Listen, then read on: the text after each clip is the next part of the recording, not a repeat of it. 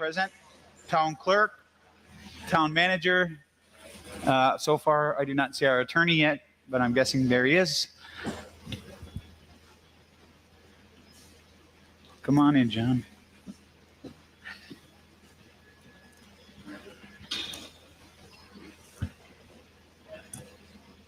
Hey, John.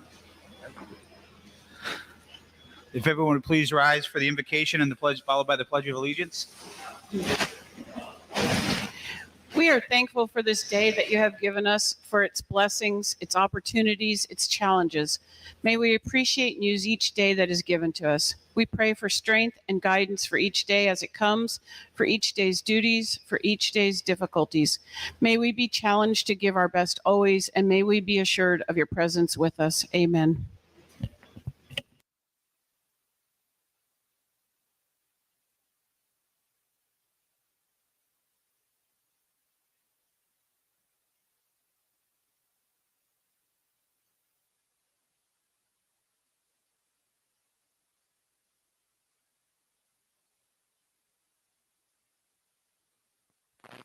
We got approval of the final agenda. Is there a motion to approve the final agenda? So moved.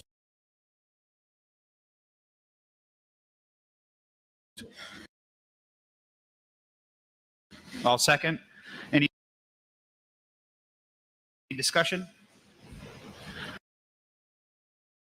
Just one. I'm gonna add. We've got some folks from FDOT here. We're gonna add those guys in under our.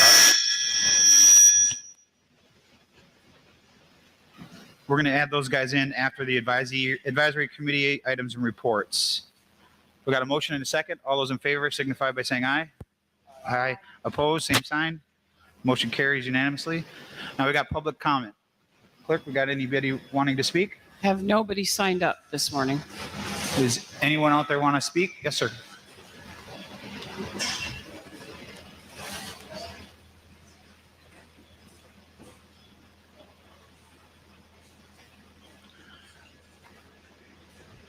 Good morning. Thank you for allowing us to say a few words. Please state your name for the record. Dave Lawrence, 612 Estero Boulevard. We just wanted to, I guess, get the kind of conversation started.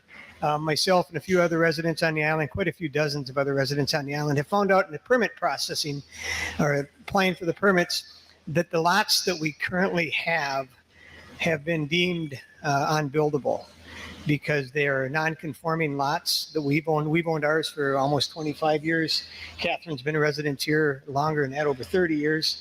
Larry's in the same situation. My wife and I were in the process of becoming full-time residents. We've been down here for over 30 years.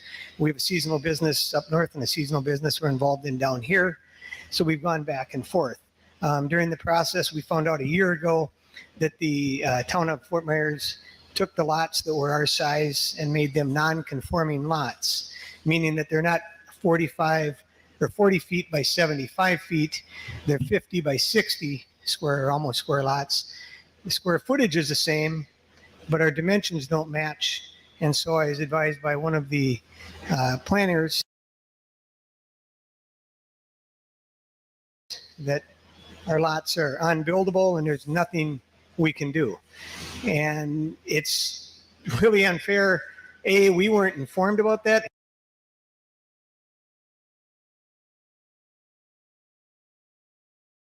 In any manner that the ordinance was going to, and they say, oh no, we're not aware of any ordinance change or anything like that.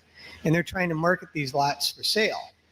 And it kind of goes against the vibe what the town has come up with and the unity of the town and what they're trying to do as far as keep the quaintness, keep the small character of the island, not make it another Naples or an East Coast by taking away the small cottages on the island. And, you know, we're getting forced. And the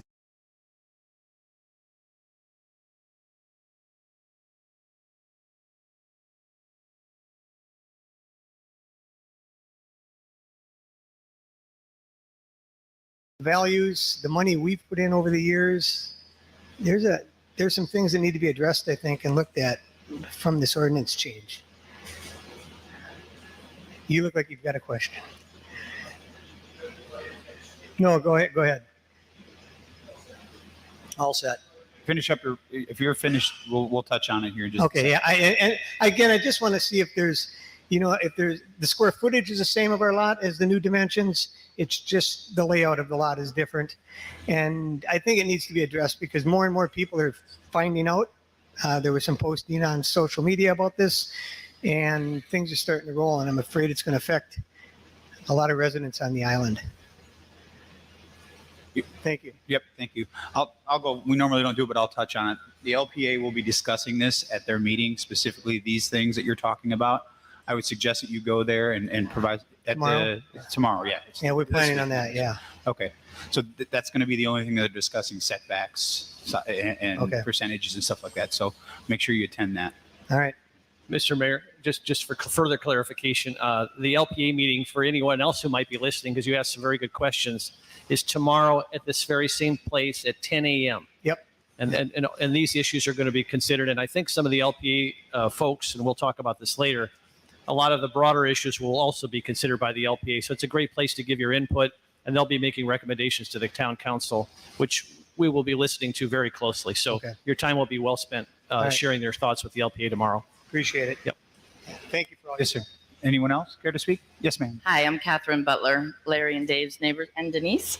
And I didn't know if you need the land development code or sections or anything like that. The dimensions were changed June 7th of 2021. And that was the ordinance 21-04. And it was amendment to the land development code, section 34, 3273 and 34268. Chapter 34 discusses zoning districts, design standards, and nonconformities. So how would we have known about a change that took place to our homes that we've owned for decades? I don't understand how something like that could be passed without our knowledge. So tomorrow that'll be addressed as opposed to this setting. Is that kind of, okay. Okay, great. We'll see you then tomorrow as well. Do you have something else?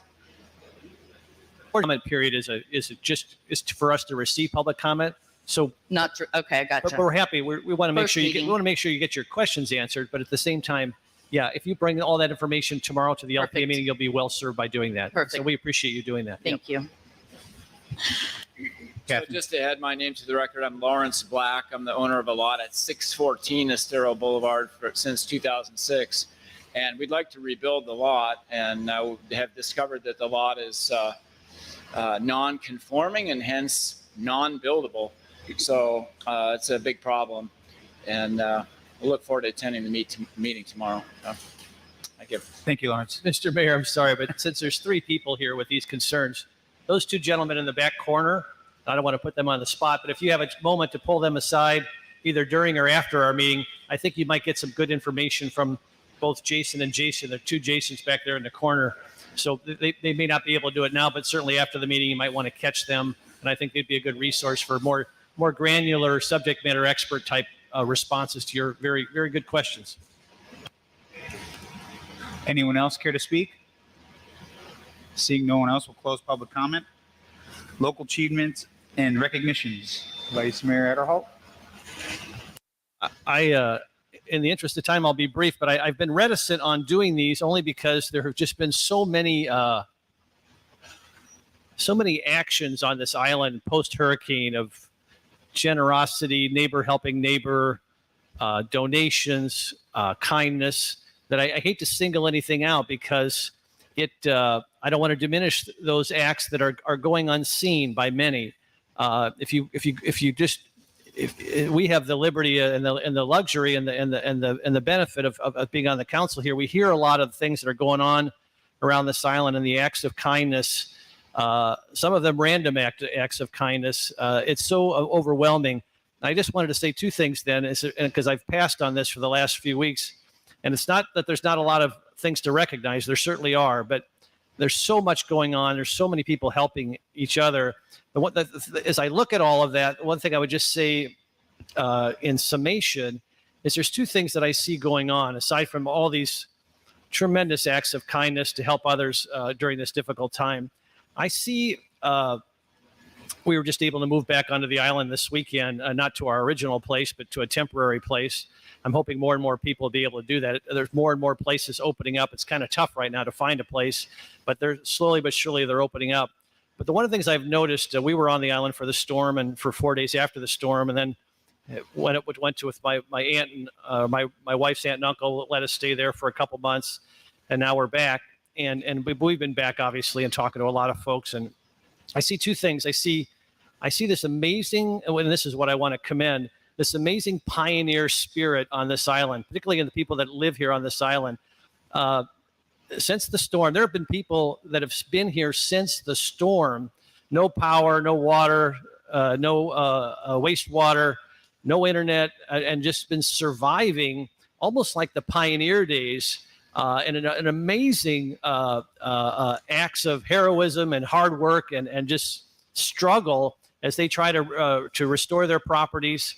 And many of them didn't have a place to go. Others have since procured campers and are living in a very rustic setting. And again, many without power. There's this amazing, we use this term resiliency on our shirts and so forth, and FMB strong. But you walk through some of these neighborhoods and you see some of these people who've been down here for the last month, some since the storm, braving all the various challenges to restore their place on the island. And that sense of pioneerism is really amazing. And I commend these people, and I encourage them to stay encouraged because it's been tough, I'm sure. And then second of all, I'd like to commend it in a general sense, the business community, both on and off the island, this sense of entrepreneurship. Everybody's out there looking to how to restart their business, how to change their business model, how to improve their property, how to restore their property, how to find the funds to make all this possible, how to marshal new venture capital to come to the island. Clever and innovative things to do to move this island forward in a very interesting way. Just the spirit of entrepreneurship that makes this country great. And you see it amongst our business community in amazing ways. And I just want to commend all our businesses that have already returned, that are in the process of returning, or are thinking about a new and interesting business opportunity. So that would be my folks I want to commend today. And of course, if I'm going to be specific, I happen to be part of this, just briefly, part of the beach cleanup on Sunday. All the 150 people that worked the south end, I think there was 100 and some that did the north end earlier. This beach cleanup piece, hopefully there'll be more of them, because there's so many tiny little particles that we need help to pick up, and you almost need to do it by hand. And I just wanted to thank all those folks who are doing that, and also encourage them to keep doing it. And if you're walking along the beach, bring a bag with you and pick anything up you see, because the beach is getting much better very quickly, but we still have a little work to do. And just wanted to thank everybody involved. Thank you. Sir, Mr. Veach. Yeah, I would definitely talk to the Keep Lee County Beautiful. They've done a great job. And just the contributions from people, because the 100 people that signed up for the first, that was fully subscribed. That's all the room they had parking for, and was fully subscribed. The 150 people for the one on Saturday was also fully subscribed. I talked to a lot of people who are out there. There were some locals, there were people with interest, but a lot of people just are from somewhere else and they vacation on the beach and they care. It made a huge difference. It's noticeable. There was so much debris that was pulled out of difficult to find spots that the equipment can't get, and pulled out so it can be hauled away. I do understand there will be more. There are some corporate groups that are coming and doing some cleanups. There will be more public ones. We're going to target certain parts of the beach that didn't get covered so far and get back into some of the areas we were. There are always some difficulties with being in the mangroves and the water. There's some trash. It's very, very hard to get to, but we'll work towards that. But I think, yeah, just congratulations to people who showed up for that. It was amazingly productive. People were pulling out a lot of garbage, and you could tell where they were, where they had been. It was just so, it was clearly a very productive venture. The other thing I'd like to point out is I'm really tickled at the whole poinsettia tree and the way that grew organically. That people wanted a sense of normalcy, and so people just took it on themselves to start bringing these plants and putting them in the spot where they were, and it grew, and now we have our tree back as like a symbol of recovery and normalcy coming back to the island. Thank you, sir. Councilor Woodson. Well, watching my social media this weekend, this was not the weekend to be gone. I mean, there were so many things that happened, and it was so exciting to see. And, you know, the poinsettia tree, the gathering for the Kids Foundation. I mean, it just felt like home again. And I cannot thank all the organizers enough for doing all this. I know Dan and the town were very involved in the tree and getting the whole framework put back together. The beach cleanup. I mean, I was just asking, when's the next one? When's the next one? But I just want to commend this whole time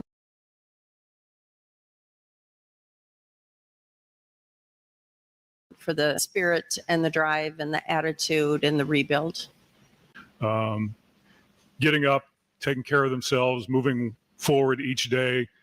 Thank you for doing that. Not only for taking care of yourselves, but you're taking care of each other as well. I saw that, Karen alluded to it, over on Saturday night at Times Square with the toy drive for the Beach Kids Foundation. And just, it was amazing and great to be a part of. Like Mr. Adderholt said, I'd like to thank our business owners as well for those working hard every day, those that are open and those that are working hard to get open.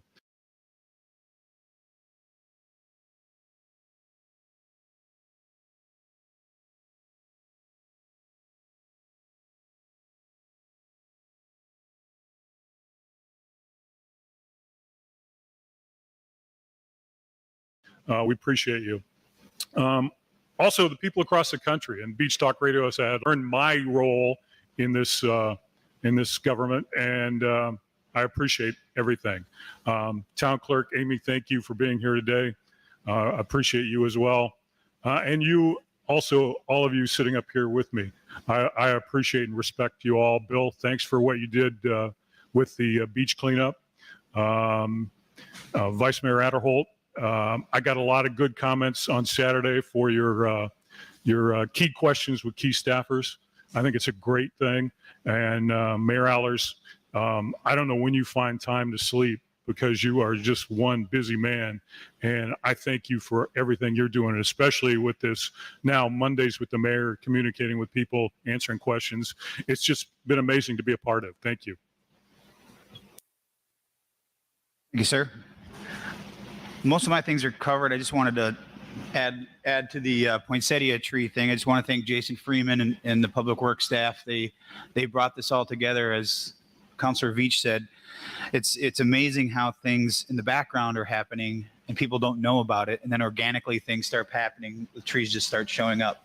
So it came together really well. Thanks to the help of an anonymous family. They choose to be anonymous, that donated all 400 of those poinsettia trees to the town. So I figured it was the least that we could do, and Jason and his team stepped up to find the frame, make sure it was stable, get it up. Joe Orlandini, I want to thank him for, at the last minute, putting up a palm tree to be able to put the Christmas tree or the poinsettia tree around. So it's that kind of community spirit that makes us who we are. I also want to thank Mr. John Ward, who we're going to hear from here in just a minute. He has come in from Clay County. He is the emergency management director up there. He's been down here doing all the dirty work for us. We give him a task, he goes out and gets it done. He's got contacts with the state. He's got contacts with people that he's put in place to help the new town manager and myself get caught up to speed as fast as we can. Tomorrow is going to be his last day. As he says, it's going to be wheels up back to Jacksonville. So thank you, sir, for your input and your time and guiding us in the right direction. Other than that, we'll move on to, we have some folks here from FDOT that were going to give us a base of the bridge information. Give us just a second. We'll get you a microphone up here.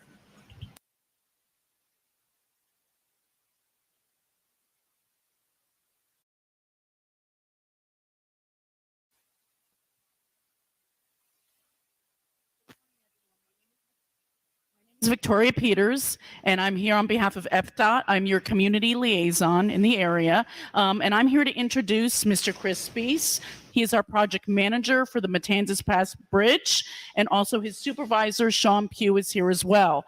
He's just going to give an update to the new council members, as well as give a brief update about the property transfer occurring in the Seafarers area. So thank you so much. We appreciate your time.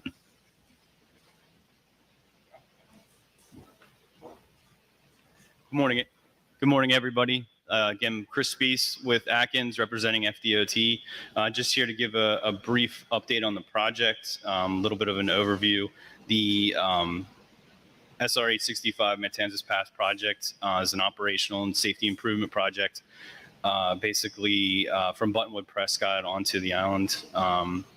The Seafarers intersection component was added to this project for some improvements on the island itself. And as part of that, and I'll get into that in a second, is the need for the some parcels on the island to be able to, for FDOT to facilitate construction of those improvements. Currently, where we stand right now with the project, we're finishing up phase 4. And our final production date is a week from today. So we're trying to tie up some of the last ticket items on the agenda. One of those items that we have to accommodate for is right-of-way certification. And basically what our right-of-way team is looking for is just a letter or an email from the town, even the town manager, basically just saying that they're willing to move forward with the property transfer with Lee County, basically to assist in facilitating the construction of the Seafarers interchange improvements. So, yes, sir. Now, is that property you said being transferred to Lee County? I'm sorry.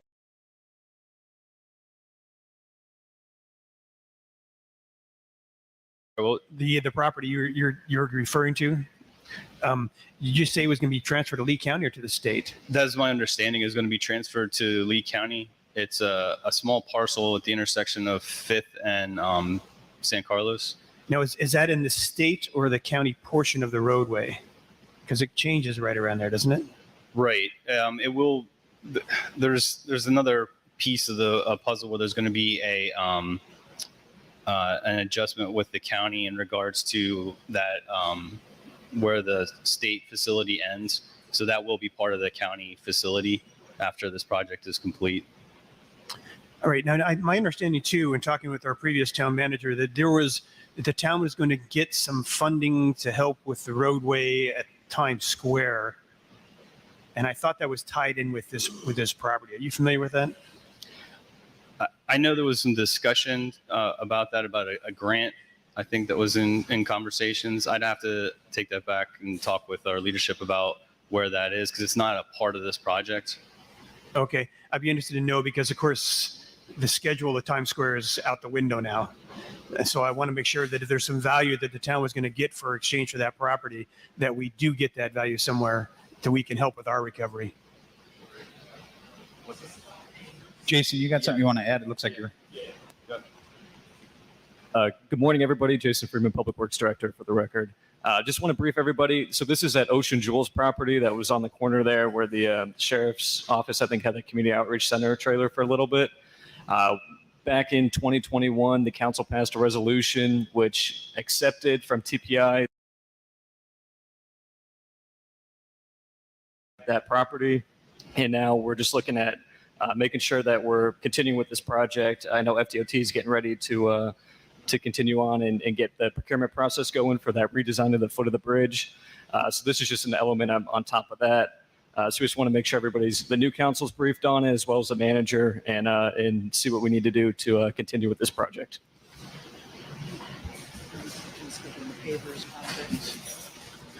Mr. Mayor, Go ahead. just a couple questions.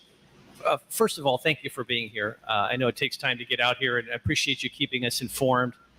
As you obviously know, a lot has changed since we all last chatted together, and the island is going through another transformation. So your project becomes all the more critical, and the timing of your project is critical as well. So the quicker we can get started, and we'll talk about that in just a second. But I wanted to throw out, because I don't think the public fully appreciates sometimes we can't as members of the council, we can't talk to each other except for in these types of meetings because of the sunshine rules. So, and I'm just speaking on my behalf as an individual counselor, but I think it's important that you all hear this because this is what's a lot of things that are being discussed on the island. I'd like my colleagues to hear this too. I've been having a number of conversations with some of the interested parties in the areas that you're talking about working in on the foot of the bridge. And there seems to be, and I'm very encouraged by this, there seems to be some real strong interest in potentially, it's all very in the discussion phase, of having a pedestrian walkover from the Margaritaville Plaza area, which is their second floor, over to the Times Square area. That, I can't tell you how critical that would be, not only from a business standpoint, there would be a synergy between those two properties, but more importantly, at least from my perspective, we have, as you all know, a tremendous traffic challenge on our island. And if we could have people walking from the Margaritaville over to Times Square in a pedestrian overpass, coupled with the other pedestrian overpass that Margaritaville has, it could really help that traffic flow much more naturally and allow the pedestrians to go over the traffic as opposed to through stoplights and crosswalks, et cetera. So I want you to, as you plan, and I know you all have a very definitive plan in place, and it's gone through a lot of steps, and it's excellent. We're very thankful for it. Is just keep a flexible mindset as to how that could be accommodated as we go forward. I'm not saying you would necessarily have to have a formal role, but I think it would impact your project potentially, and hopefully you'll be able to embrace it and figure out a way to incorporate it. Again, nothing's been announced. It's very preliminary, but there's a lot of discussion about it, and I think it could be really helpful to our island, particularly when it comes to traffic flow. We had a lot of discussions as you all went through the process with us as to how we could have more pedestrians going over or under the traffic, and we weren't able to resolve that at the time, but because of the hurricane, we might have an opportunity here to do that pedestrian overpass where I just talked about. So just more of an FYI at this point. It may or may not happen, but if the discussions continue to mature, I just wanted you to be aware of it and see if you guys could work with us to see if we could help all the interested parties make it possible. So just wanted to say that. And then second of all, just for the public here and for the new members, could you provide some kind of a timeline as to when we will see action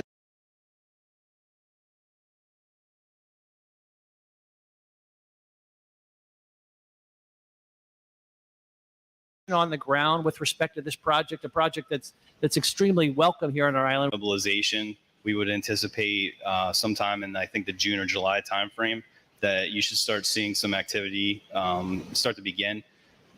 We have been coordinating with TPI in regards to the delay that they've incurred because of the storm. So we're going to try and make sure that we allocate them the space and time needed to wrap their activities up, whereas we can do some of the project work off islands first and then stage it properly so we don't get in each other's way. That's great. Thank you very much. Chris and Jason, can you guys facilitate that letter or maybe talk to him offline about what he needs to be able to get that transfer taken care of? You need that done today, I would assume, or sometime soon? Yes. So we just wanted to make sure that council's in favor of moving forward with the project, and we'll sign the letter committing the property to the project if that's the will of the council. Is there a consensus of the council to move forward with that project? Consent. Yes. I would agree, but with the caveat that if there is a grant possibility, that we don't want to just leave that grant could be very useful in our redevelopment. Anybody else have any questions for Chris? Just for clarity, Chris, I know there was a lot of variability about the proposed bridge. I think just for recollection now, it was decided that we could not put a cantilever on the bridge because it reduced the life of the bridge. That's correct. All right.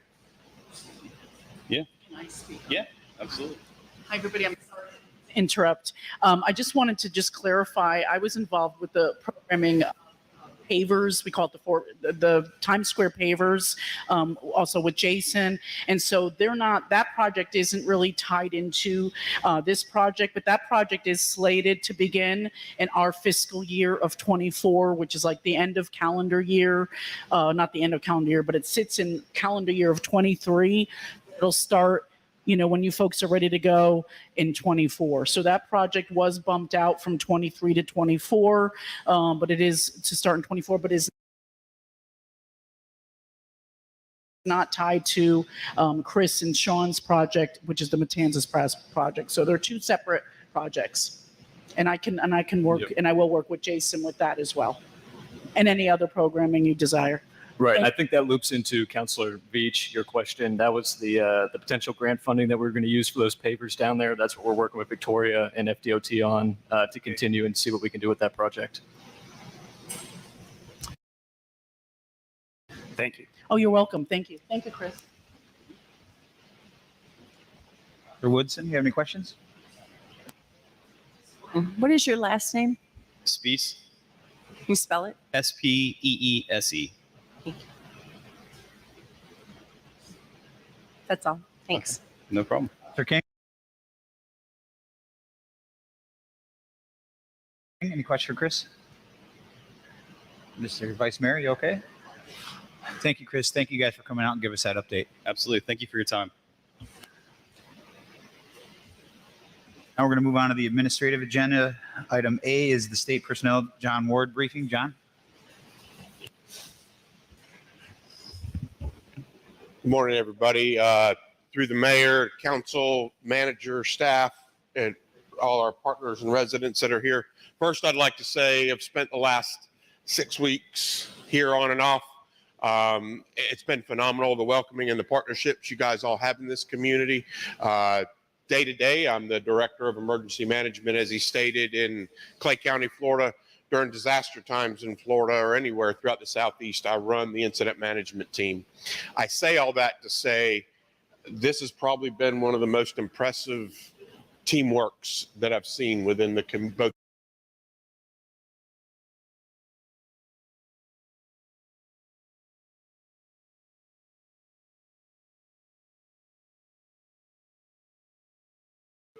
the employees, the partnerships of all the agents. I'm going to come give a brief, and then we want to talk about the projects and kind of where you're at with what's called your damage inventory, which will lead into the next agenda item that we're going to speak about. So obviously, September 28th, I'm trying not to talk so loud. September 28th was life-changing for many folks here in Southwest Florida, and specifically here on Fort Myers Beach. Ian was the 5th most powerful storm in the United States history. Next to Hurricane Katrina, which unfortunately I was responded to also. On October 1st, you all had over 1,300 fire rescue, law enforcement, state, local responders here assisting you in that response. The response was overwhelming. We got a lot of teams that stood up very early on, knowing that it was going to be catastrophic initially for the Tampa Bay area. And then when it shifted, we instantly shifted a lot of the assets south to come into here. You had more than 30 fire, EMS, police, governmental agencies that were here physically on the island. I know many of them were button seats in here. It was very crowded at times, and I think many of you all had an opportunity to come in and see that. You guys had over 2,500 rescues here on the island. That's a lot. You guys have 3,200 structures on Fort Myers Beach. Just over 2,200 have light to moderate damage. Over 900 are destroyed. That being said, you guys seen probably one of the more impressive storm surges of varying levels of 8 to 18 feet here on the island is what was measured off the coast.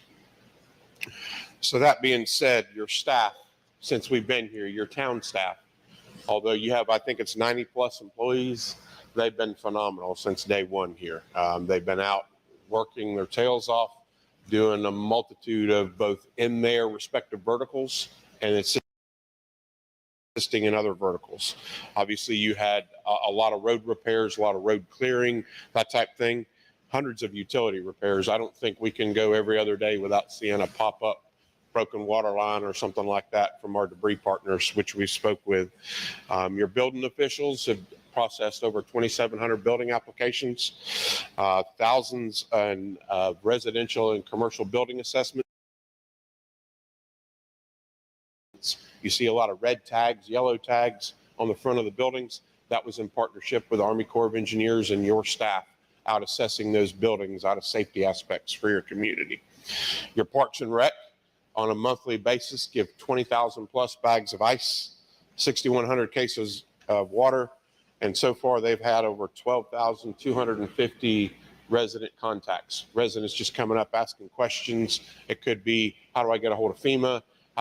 Asking about building permits or whatever. But right now we have logged over 12,500 resident contacts of folks, and some of them may be coming back and asking additional questions. So that being said, I just kind of wanted to highlight that. As the mayor said, I do leave tomorrow. We'll be coming back over the next couple of weeks, assisting the town in some of the administrative things until we award the contract for the recovery contractor. But I just wanted to take this time and really say what a phenomenal job that your team has done, without a doubt, hands down. So I just want to talk a real quick summary of the projects where we're at. Tidal Basin is your current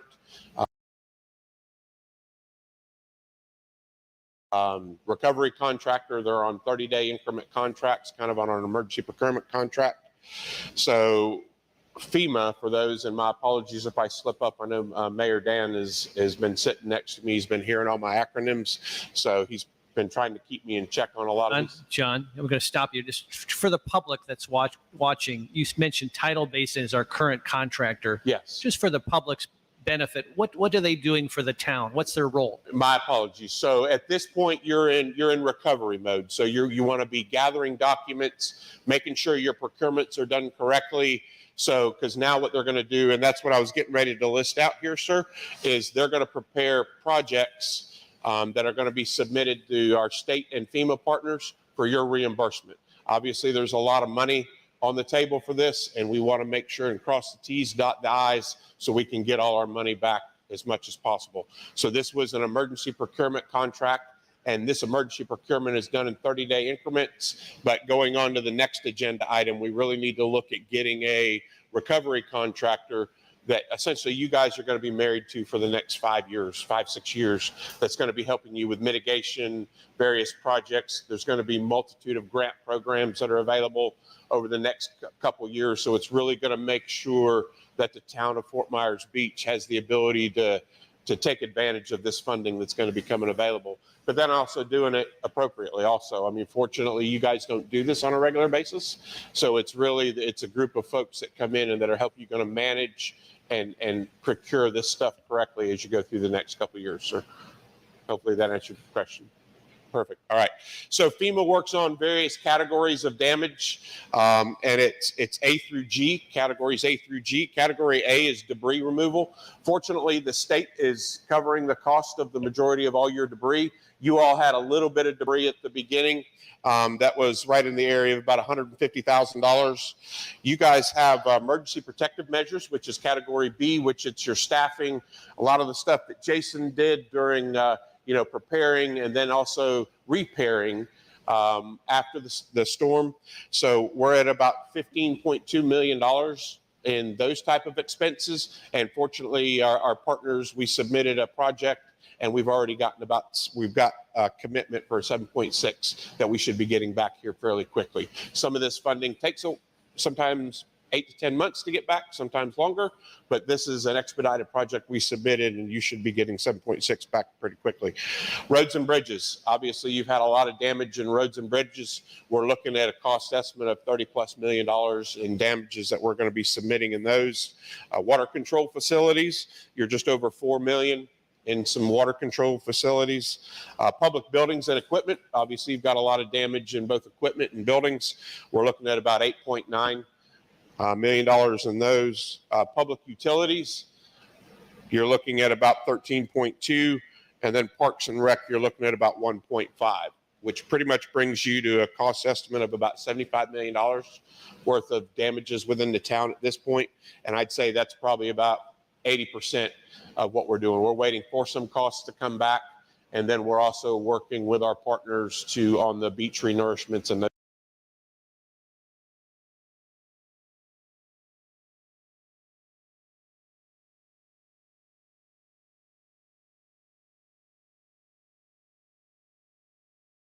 type. Still some costs that are coming in. So, but right now you're looking at about 75. Rec center now, and I understand that the clock is kind of ticking on how long this can be paid for. Will that debris get removed from the rec center still under this this time period where we won't be financially obligated to do it ourselves? So I'm assuming you're talking about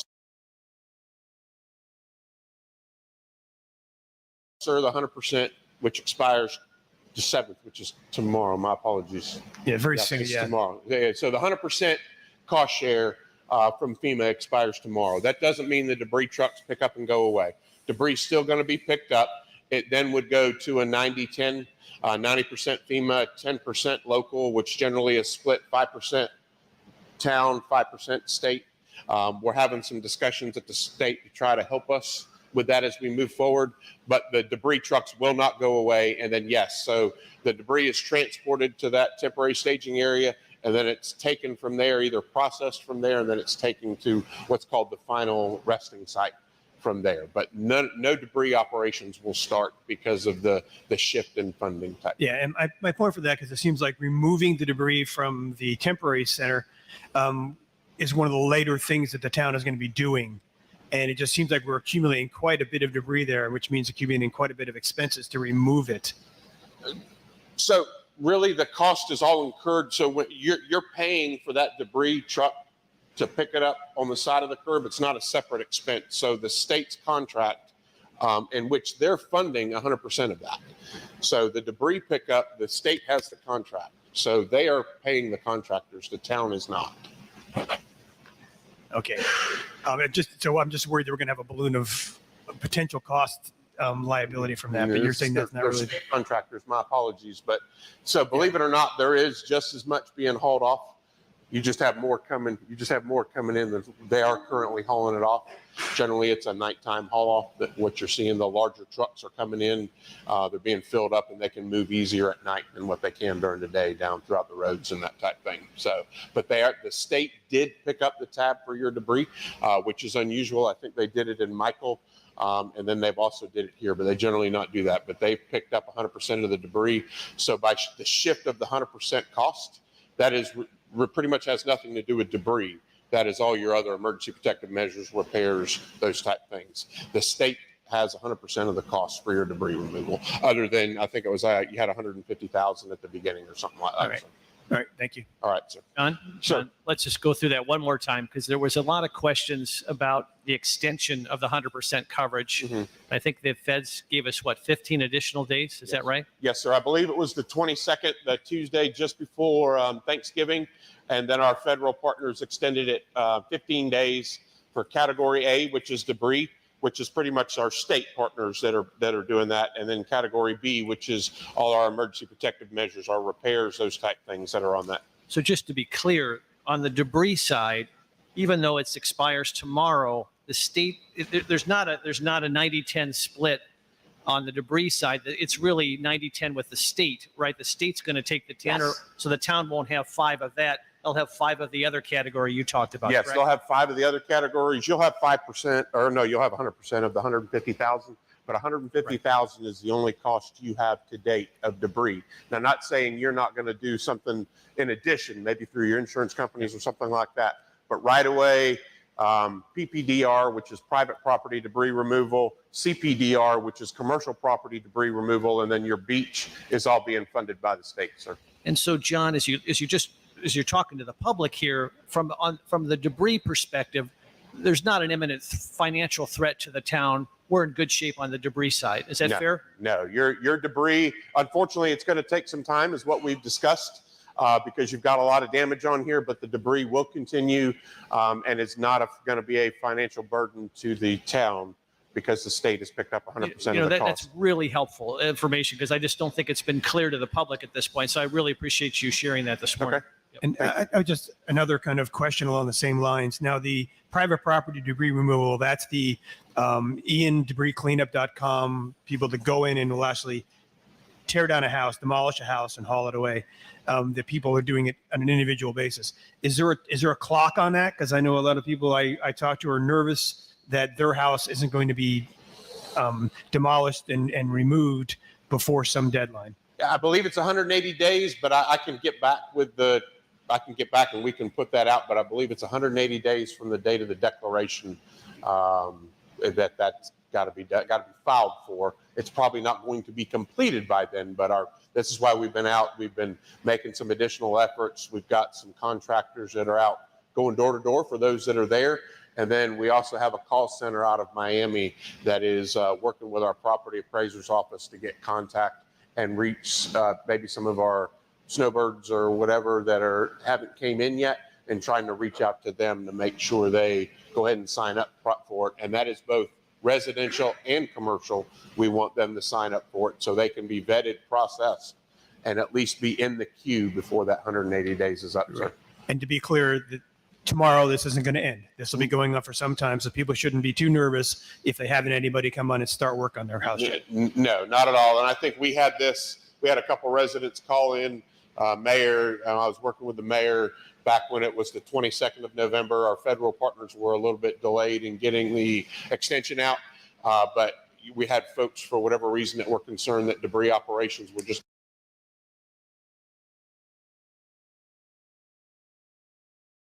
going to shut down, and that is not the case. Debris, it's going to be a seamless transition for the town and for the residents. They will never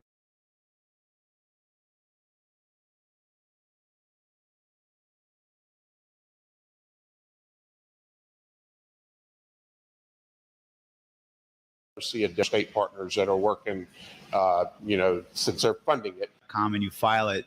They ask for your insurance information. They handle everything with your insurance company. You literally have to do nothing else. If there's payments that are coming to the state through the insurance company, they handle all of it. And what they don't get, then they go back to FEMA and get covered that way. I do believe they handle the permitting with the town and everything, the demolition and permitting. I think that's all covered by the same thing.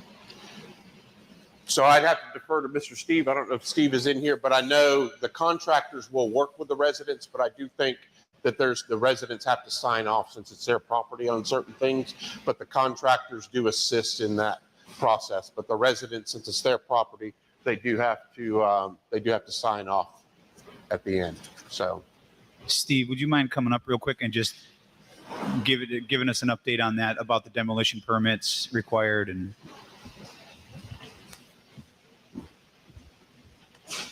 Morning, Stephen Poposky, official. Yes, so a demo permit is required for any full demolition. They just apply through the town. Fees have been waived. There is an owner acknowledgement as well.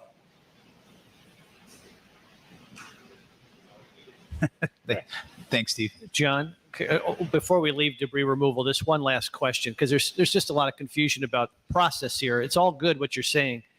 So tomorrow we shift to a 90-10. Feds pick up 90, state picks up 10 on the debris removal. Could you just explain to the public what the county's role in this process is and how it's differentiated between the town's role and the state and the federal? Just procedurally, how does it work? What's the county's role? What's the town's role? Is the state just financing or the costs along with the feds? How does the county and the town partner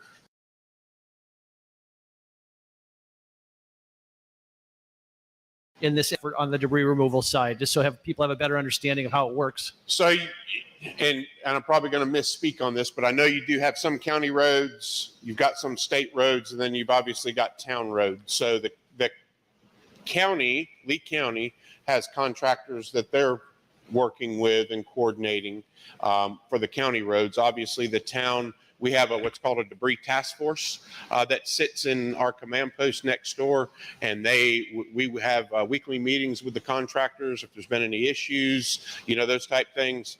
And then we work with what we're targeting now is the areas that have most of the Ian that have registered at the Ian debris cleanup. So we're kind of trying to target them to those areas. But as far as the county, per Florida Statute 252, the county is lead on any emergency management responses, those type things that is going on, even in the town of Fort Myers Beach. But they have pretty much, because of due to the amount of devastation that we have in here, that is why you see a lot of the state liaisons and myself that have been here, because we're working with our state partners direct to try to augment what Lee County's doing, because obviously Lee County's got a lot going on. So we've been working directly with our state partners. But normally you would see Lee County doing that coordination down to its respective municipalities. But due to you all having so much damage here, they've placed us here to assist and work with them directly. Well, we're very thankful for all of your help. I was just trying to understand it better, but thank you to everyone that's been involved in that process. Appreciate it. All right, thank you. All right, what I'd like to do is pause now on my brief. We've got two partners. Comcast, I'd like to bring up Jen Boyer, who's the government affairs liaison, to give Comcast brief out on where we're at. John, before you do that, Yes. I believe we got a couple more Oh, questions. my apologies. I just, sorry, I just want to piggyback on what Councilman Beach was asking about the debris at Bay Oaks. Mhm. So I understand that will be removed at some point. What is the process, though, for not continuing to put debris there in the first place, so that we can actually start moving that out of there and not having it there at all? So I think that would be it. We need to have a discussion offline to see where else we could put it, because our trucks, obviously all the trucks we have, we want them to pick up the debris and dump it quickly so they can remove it. If they're having to haul it 10, 15, 20 miles to turn around and come back and start picking up again, it's really a turnaround time, and it's a quicker time. And I know it's an inconvenience, but it's a quicker way of debris pickup, because then they bring the, and I'd look for somebody else that has a terminology, the double 18-wheeler, the 53-foot dump trailers, and they bring those in at night when they can maneuver around, fill those up, and maneuver them in and out. I would recommend, and I know we want to get back, especially Bay Oaks, getting some sort of normalcy back, but we really need to have a debris staging area somewhere on the island. So it's a matter of if we have another place on the island to do it. But what about and then the if it's one? permitted? Yeah, what about the one at Lovers Key State Park, right over the South Bridge, which is maybe 4 miles? We can have a discussion about it, but again, my recommendation would be that you have the closest turnaround for the trucks to dump, because otherwise it's going to take much longer to pick up your debris in the long run. Mm-hmm. My apologies, ma'am. All right, Ms. Jen? Do you have, Councilor King, no questions? No, I just want to make sure he didn't have any. Okay. Hello, everyone. My name is Jennifer Boyette. I'm External Affairs at Comcast. Thanks for having me today. And I have to echo everyone's statements. This is the first time I've been down to the beach. And for the amount of destruction you've had, it looks like you are really getting there. It's way better than I thought it would be. So you're making great progress. At any rate, I wanted to talk about our progress. I just got a fresh map for you this morning. Okay. So we have divided the island into 3 sections for recovery purposes. The north end, which of course is Estero Boulevard down to San Carlos Boulevard. The middle section for us, San Carlos Boulevard, then to Connecticut Street. And then the south end, which would be Connecticut Street. This point. Did you want to? Okay. At any rate, the first 2 sections, the north in the middle, are predominantly restored as of now. Predominantly restored means over 90% of houses and buildings can get service at this. That might have gone out. Can you hear me? Okay, 90 or 9? 90%. Great, thank you. People are probably saying, oh, my house doesn't have service. Well, that's probably for a lot of reasons. So predominantly restored means our node and our equipment is working and able to service. Obviously, a lot of houses and buildings are not in a state where they can receive service yet. Once they are, those places call us. Okay. Thank you. How about that? Hello? Hello? Testing. Hear me now? Okay. All right. I've been told I'm a loud talker, so I could just talk loud too. We'll see. Hold on, let me just pull this back up again. Anyway, 90% is predominantly restored. For us, that's about 90% of households. Again, there's a lot of people probably saying that, oh, but I'm not back yet. If your area, which is the north and the middle section, if you're there and you don't have service back, please call us. We'll set up a technician to call and turn your services back on. Obviously, it could be a drop to your house that is missing, or you're still, your house is in no shape to have service yet. As soon as you are ready, your house are ready, or your building is ready, call us and we can send a technician out to get you restored. Can you just give us a number? And I can't actually. I'm sorry, I don't have it. Of the amount of houses restored. What number should people call? Oh, 1-800-XFINITY. And they should also keep in mind that they can use the app. There's an Xfinity app on your phone. Sometimes that's quicker. Obviously, there's a lot of call volume from people in hurricane areas who are still calling, trying to figure things out. So there might be a longer than usual wait. So if you have the Xfinity app, you can text, you can direct message, you can email us. Sometimes that's easier or faster to get through. But the south end of the island is Connecticut Street to San Carlos. Carlos Point, I'm sorry. So the north part north of Coconut Drive is predominantly restored in the south, and then south of Albatross Street is predominantly restored. We're still recovering between Coconut Drive and Albatross Street. That area will not be serviceable until the 8th, which is this Thursday, so you don't have to wait too long. Again, that would be the whole island predominantly restored. And again, predominantly restored is about 90%. If people do not have service, they should call us at that point and have a technician come out to their house. But call us when you're ready. You obviously know if your walls don't have the wires in them anymore, or maybe it's just a drop to the pole that you need replaced. I'm getting calls from people who are saying they're getting bills. We bill ahead of time. So there are some glitches happening for some people. You will not be charged for the time you were down. You will also not be charged for any missing equipment or equipment that was destroyed. If you see a charge there, that's a mistake. It's happening for some people. Most bills should be correct, but do not panic if you get that. You probably will have to call us to straighten it out, unfortunately, but don't assume you have to pay it. Just call us and we'll get you straightened out.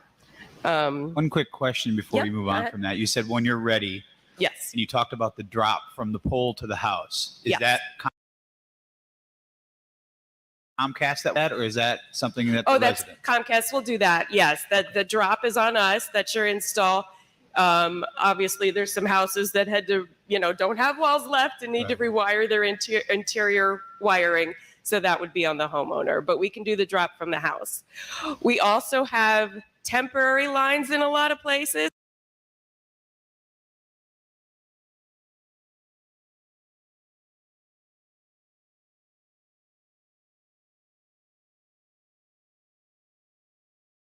And everything's still rolling. You're still building. You've still got boring underground. You've still got a lot of recovery happening, debris removal. Sometimes those trucks and things kind of cut our lines accidentally as we come through. So places that are back up, households, businesses may experience being back up and then going back down again.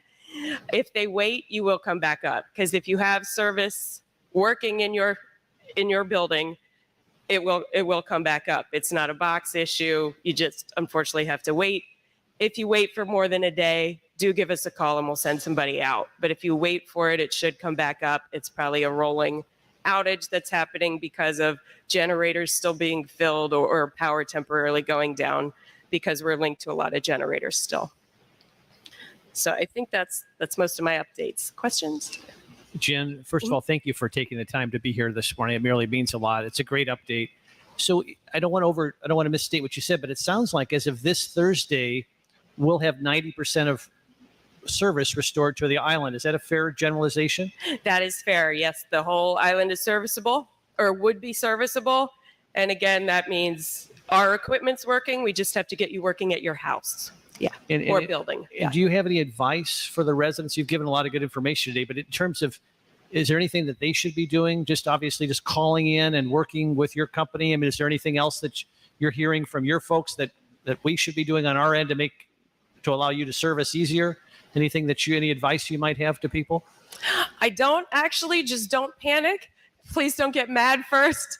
I know sometimes it's a pain to call and wait on hold. Again, there are a lot of people calling and waiting on hold because of the effects of the hurricane in Southwest. So the wait times might be a little longer, but if you bear with us, we will get you straightened out. So if you have any charges that you think are incorrect or equipment that's not there, we will work with you to figure that out. And the 10% that has not been restored, is part of that 10% some of the homes and buildings that were just completely destroyed? Absolutely. There's a lot of buildings that, obviously are still in recovery mode. They're getting reconstructed.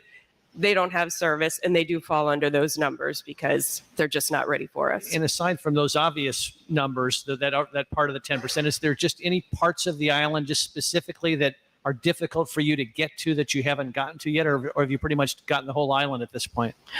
It's just that little section between Coconut and Albatross Street that we're still working on. And again, it's just issues that come up as we're building, whether it's an equipment issue or we couldn't get underground for some reason, or things are submerged or whatnot. It's just logistics of getting there. Thanks again for being here. You're welcome. Everybody okay? Anyone have any other questions? Thank you for coming out. Thank you. All right, so now I'd like to bring up our partners from CenturyLink, Miss Kim, who's the Director of Field Operations, Lou, who's the Director of Engineering, Ronald, who's the Manager of Engineering, and Brandon, who's the Public Affairs and Permit Manager. So thank y'all for coming. Great. Thanks, Sean. I appreciate it. Again, my name is Kim Presenzano. I'm Director of Field Ops. First of all, again, locally and here to rebuild with you. So astonishing work already and looking to partner with that.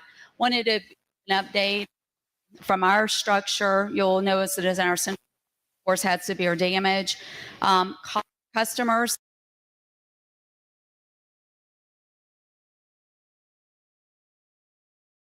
So think of both from a copper and a fiber perspective. Our copper cable and all of those electronics obviously were severely damaged and mostly unrecoverable. That will have to be rebuilt. On those that are served by fiber today, which is we have 17 MDU HOA type properties here. 7 of those have been restored. The others, all of our electronics and the infrastructure has been restored. The buildings have not. So we're waiting on those customers. So that is where we are. From a central office perspective, we have moved in a temporary trailer. We are actually moving in I'll call it a permanent temporary solution, positioning at our location. And that will prepare us for the overbill that Lou, my partner within engineering, will address. So that is where we are from a CenturyLink Lumen perspective. If it's a copper customer, we are out of service with that. On the fiber, we are restoring and we will be rebuilding that. Questions? Any questions for Kim? She's smarter than me. So, yeah. So my name's Lou Spano. So I'm running the engineering and construction here on the island. Actually, I was given these projects even before Hurricane Ian. As you could imagine, with the storm and the impacts, a significant slowdown on how we've been able to plan and engineer and, hope to implement. So just to give you an idea of where we are today, we're a good month into our design and engineering process. We've completed our high-level designs as of last week. As you can imagine, there's a significant amount of what-ifs in terms of what the final design output will be based on any rezoning that may happen, based on the conditions in the field. And we're working very closely with Lee County and other partners to get the full scope of the coordination that we need to do to finalize our designs and really get to a point where we could put shovels in the ground and construct. I would say right now we have about 4,800 single-family homes in our design process right now. We do have hopes to blanket the whole island, along with allocating fiber for small business and additional MDU type properties. But again, there's a lot of contingencies on getting and accelerating to where we want to be, where we could put shovels in the ground. So, we're happy to be here and be as transparent as possible, and hope to answer any questions on that design process. Could you give us an overview of a time frame of what you're thinking as far as getting fiber to as many residents as possible? So in a typical scenario, a project like this would take anywhere from 3 to 6 months, even leaning more on the 4, 5, 6 month side. We're doing everything in our power to create a design which has some flexibilities based on the field conditions, based on the debris, building certain things and assuming certain things are in an as-is condition. But we're doing everything we can to accelerate that and that construction interval down as much as possible. I have a question now. Since so much has been destroyed and you're putting in new equipment, is this going to be an improved level of service? I mean, are we getting will customers get more bandwidth or?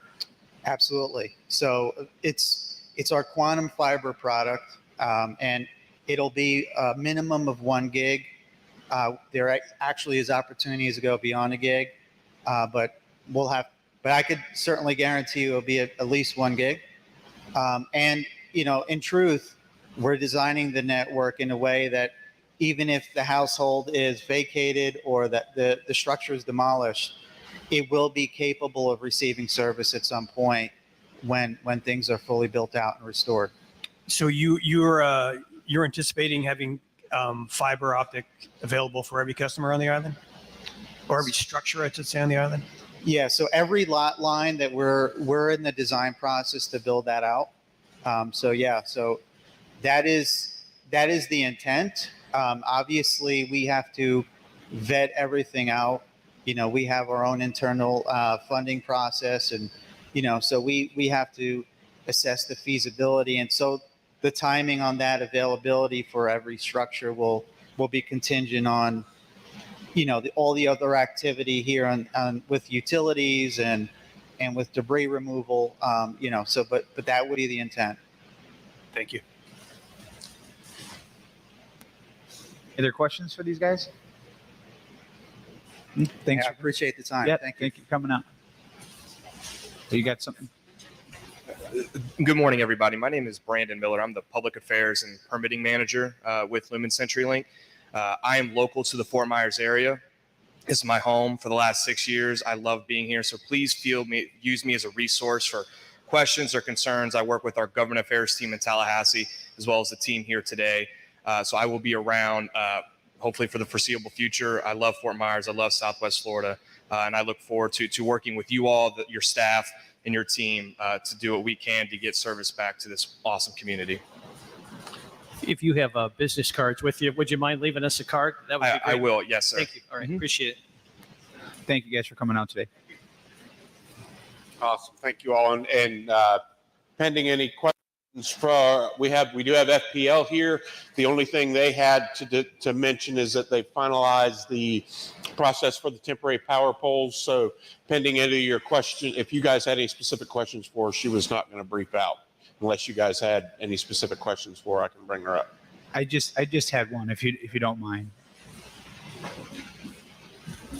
Good morning. No, just state your name so everybody knows. I know who you are, but Yes, Charlotte Miller, FPL External Affairs Manager. thanks, Charlotte. And I know we have talked about this via phone and in our meetings, but there's still seems to be some disconnect between when our staff is sending over the needed information to be able to get reconnected. And it's quite honestly causing some anger that doesn't need to be created. And is there anything FPL can do to let us know that they've received it, that it's in the system, so that our residents aren't coming to us, then we're sending them to them, and then they're coming back to us even more angry than they were when they first came to us. Yeah, when you get calls or emails, send them to me. What's happening is for one of the most recent ones that you and I spoke with, we sent a crew back out that same night. They have power. So I think what's happened, and they had a meter. So I think what's happening in a number of cases is, especially if people have not been here and are just arriving, they still need to know to flip that main breaker switch. We will not do that. So that is the vast majority of what's happening. We can give some messaging to Jenny to put out on the website if that's helpful. I also have the messaging now, as was just mentioned, on the temporary poll process. So we'll get that to her today. But with those situations that are coming in, power is available to them. Yeah, what is the average time frame now? I don't know if you guys are getting more requests. What is the average time frame from when you receive the documentation from the town to when someone will be out to do the power? Yeah, when we had crews totally dedicated on the island, it was same day or next day. FPL is to the point in the restoration process now that we're having to diversify our crews to get back to normal work in other areas that have not been as affected. If a customer calls us, they will be told that it's up to a 5-day time frame. But from what I am seeing, it's still at this time within 1 or 2 days. But it could be up to 5, especially if there's an underground situation that we might have to bore or take care of. Okay. Just to go back to what you were saying at the beginning, it's your recommendation that before they contact the town or FPL to make sure that there's a meter installed, because chances are if your meter is installed, you already have power. That is correct. And if there was electrical work done, it's a prudent idea to have that electrician throw the breaker, or even more so if there had not been extensive electrical work done, just in case issues happen on the customer side of that meter.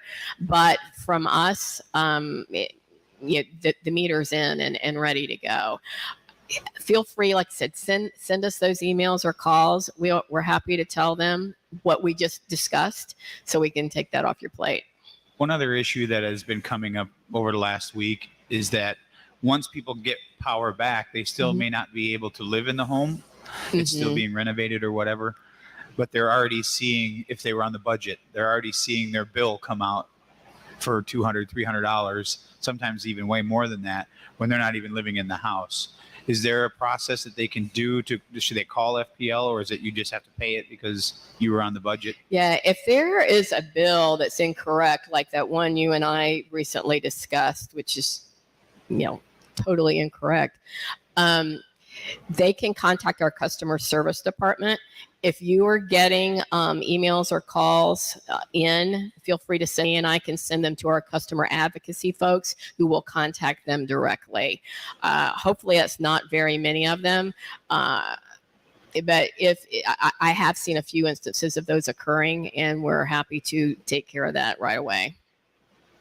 Any other questions for Charlotte? Yes, it's so great that you're here this morning. Could you make sure we all get your business card before you go? Yes, absolutely. The mayor has it, and a number of people at the town have it, so I'll make sure you do as well. Could you send it to us? Because I promise Yes. I won't.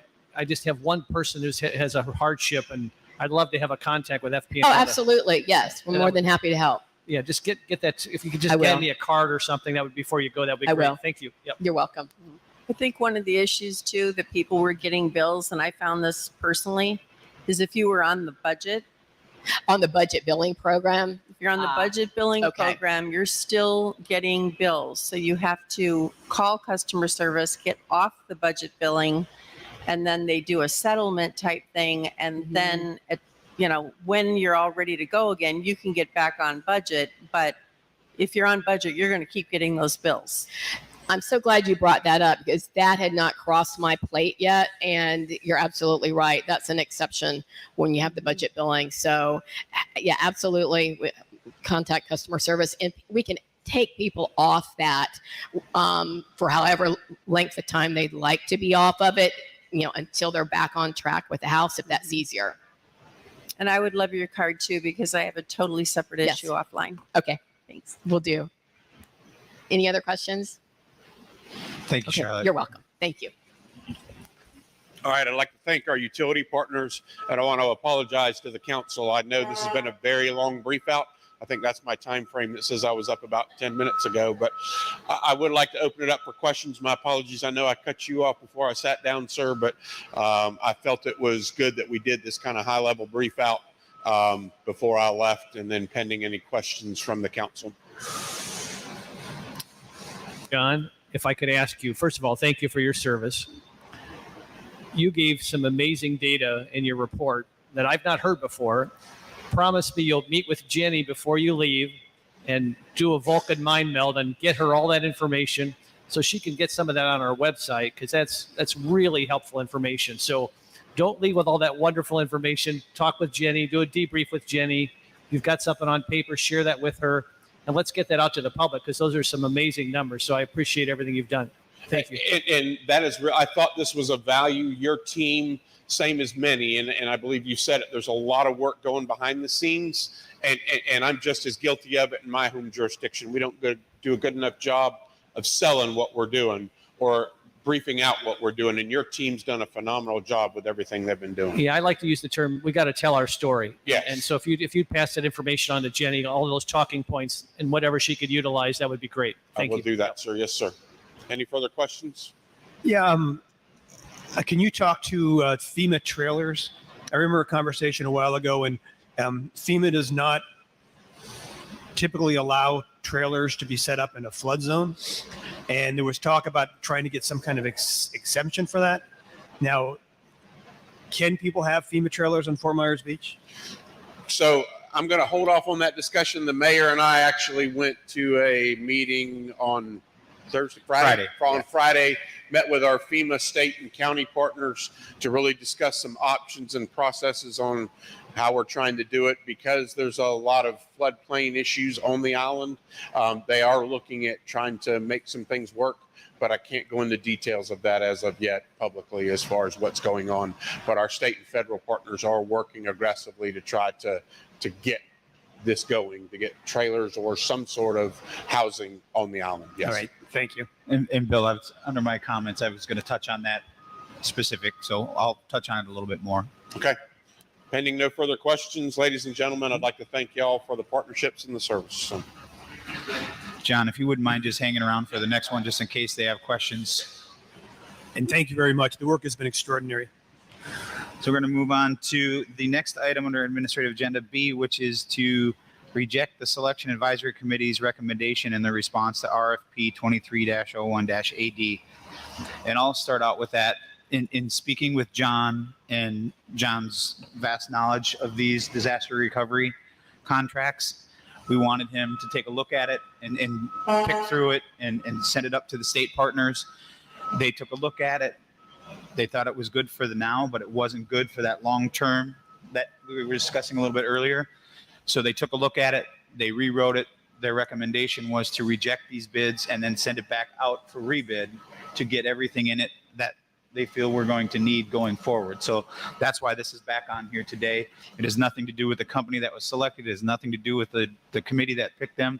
It's just based on my conversations and staff's conversations with state representatives or our state partners. Their recommendation was that we take a harder look at this to make sure that we have everything covered that we need going forward. So that's why that's back on here. So a couple of questions then, Mayor. So the reason for this is that basically we're changing the RFQ enough, right? We're changing the specifications on what we expect from this service. And so that's why you want to send it out for rebid, because it's changed? Correct. And John, you could probably explain it much better than I can. If I may comment, Mayor, to council, in looking at the RFP, obviously your staff again did a phenomenal job. They were under the gun trying to get help in here to assist them in trying to formulate the projects.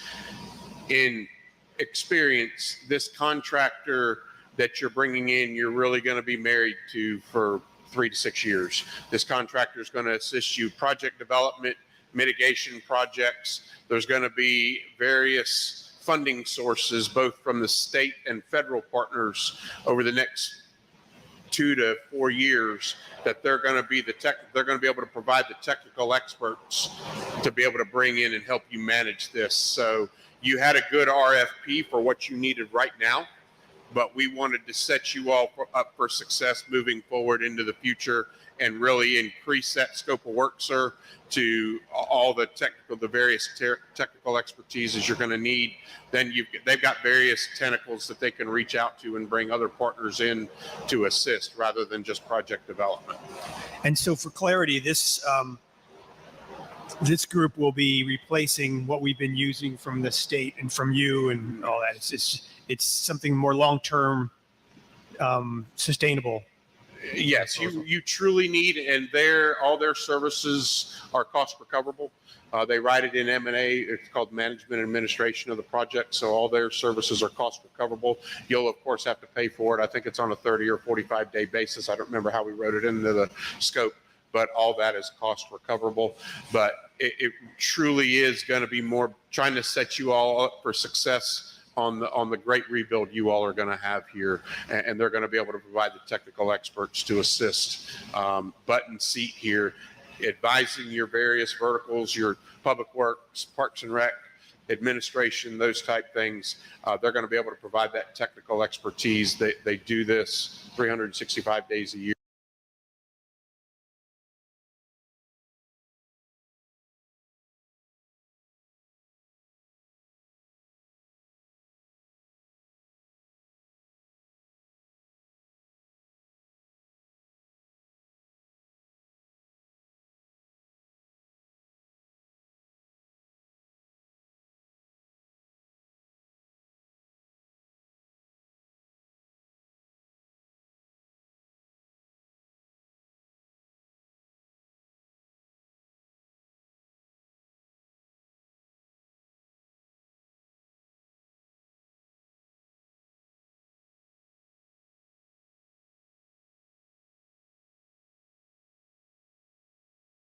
Away, the state contractors will come in and help us until we procure our long-term solution.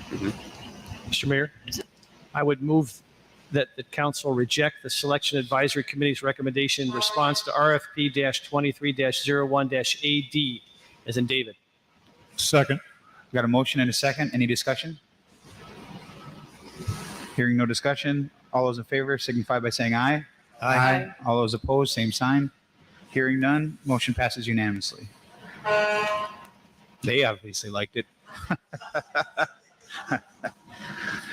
Nate from the truck. Yeah, the beep from the truck. Before we move on, John, can we do these resolutions for the state of emergency? Is now a good time, or do you want to do those later? We can go ahead and do them now. So what you have before you again is the extension of the ones that we've had come before you. An inquiry was made by town staff regarding the hiatus that we're going to have moving forward until we meet again in January of next year. As a result, we'll miss the every 7 days. I just want to remind the mayor in particular and the council as a whole that under our emergency procedures chapter 12 of the town code specifically grants the authority to the mayor in the absence of a meeting and the ability to meet to extend on 7-day increments until you meet again. So that's what's before you is one, the extension of the one that's will schedule to expire today, and then also in approving that, you will also be giving the mayor the authority to execute any additional ones that need to be done between the date that the one today is going to expire, which is next Monday, through the end of the calendar year into the next year. Do I need to read both resolutions into record? Always my recommendation that you read the resolution in title and record. All right. Resolution 22-42, a resolution of the Town Council of the Town of Fort Myers Beach, Florida, amending and extending the proclamation that a state of local emergency exists because of the catastrophic impacts caused by Hurricane Ian, providing for conflicts, providing for Scrivener's errors, providing for severability, and providing for an effective date. Want me to read the other one as well, since it's a different number? I would recommend that you make a motion to approve that Okay. one, then take up the next one separately. Is there a motion to approve Resolution 22-42? So moved. Is there a second? I'll second. There's a motion and a second. Any discussion? I just one kind of question now. Any action taken under these emergency provisions, is there a mechanism where the council can be informed of actions that would normally be in front of council, but were instead, done unilaterally because of these provisions? I believe that, and I'll defer to staff, that anything that's been taken place since the original one has either been brought to your attention individually, that you've all been individually briefed, or it's been brought before as an agenda item for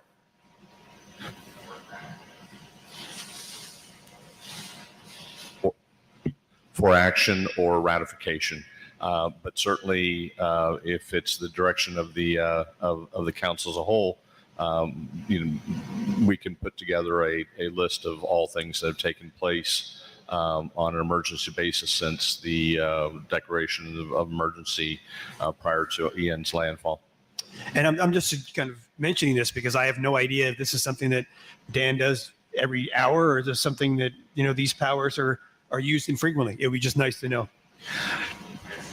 Yeah, I can tell you that working with staff, anything that isn't this simple, I shouldn't say simple, but this one document, you guys are going to know about it. I'm not making a decision without everybody hearing first. Yeah. So, but this, I think what you were talking about, John, this is just something that I can continue doing if council approves it without having to come back again and do it in a format like this. That is correct. But I for clarification purposes, the authority to actually do or implement some of the emergency powers is primarily vested in the town manager, not the mayor.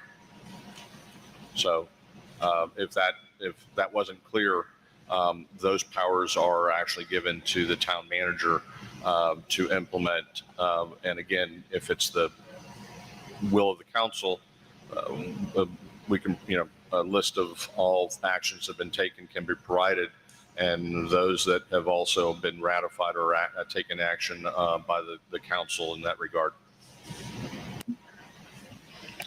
Any other discussion? There's a motion and a second. All those in favor signify by saying aye. Aye. Aye. All those Aye. opposed, same sign. Hearing none, motion passes unanimously. Then we got Resolution 22.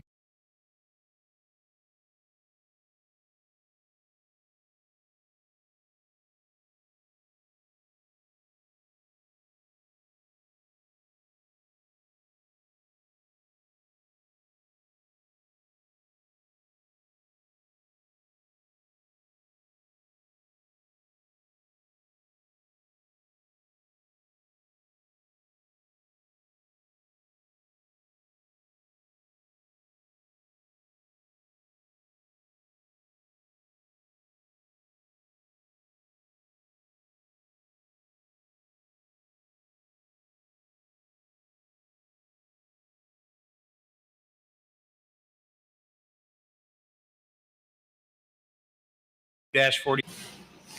Seeing none, we'll close public comment. Town manager items.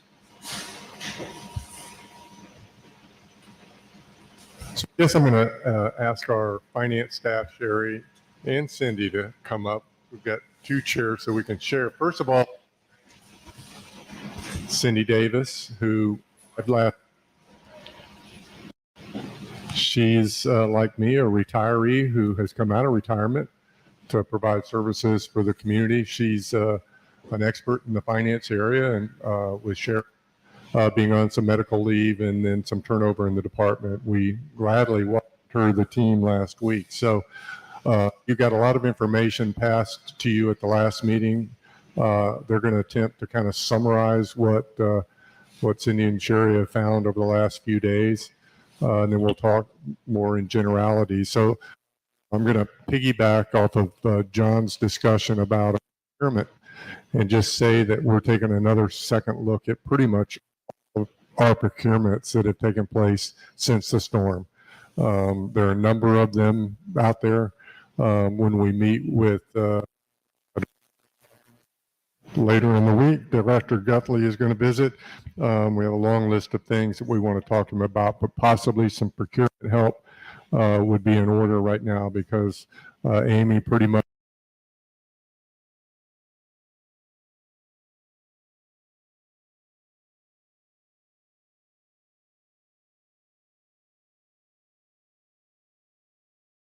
handles things through her shop. We've got a lot of activity of challenge system engineering services. I don't know that we can wait until this solicitation is complete for everything. So I may be coming back to you with some other ideas. But anyway, wanted to give the ladies an opportunity to kind of give you a quick update and do a little Q&A on the finances.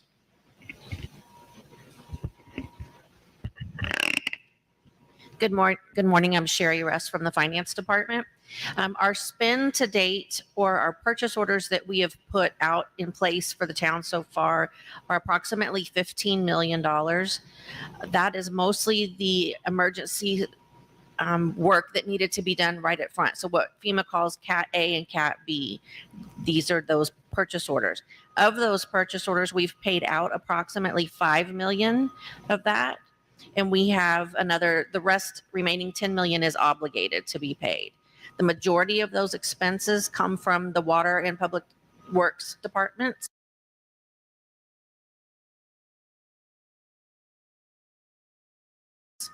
The biggest being the water utility repairs. The next expense that I know that has been talked about was the payroll we've been paid. We've had a total of overtime and double time together of $450,000. From what we understand, the double time will not be reimbursable by FEMA, and that works out to be a little over $150,000. We will go back and double check those numbers just to make sure, because we will have to submit this to FEMA for the parts that we can't get reimbursed for. Our revenues to date basically are just the insurance claims, and we've received a little over $3 million from that so far. I do have where that has been obligated to, or what it goes for, the different insurance claims. Our insurance is being handled by but we have somebody handling that. We're totally insured for, with flood and property, about $19 million. Our anticipated revenues that are coming in that we know for sure, through FEMA, you can do expedited projects, and that's the Cat A, Cat B things. Tidal Basin estimated what those would be. We estimated that to be about 15 million, and of that 15 million, we'll get half of that up front. That has been submitted to FEMA and approved, and it is currently sitting at the state comptroller's office, so the check should be arriving this week.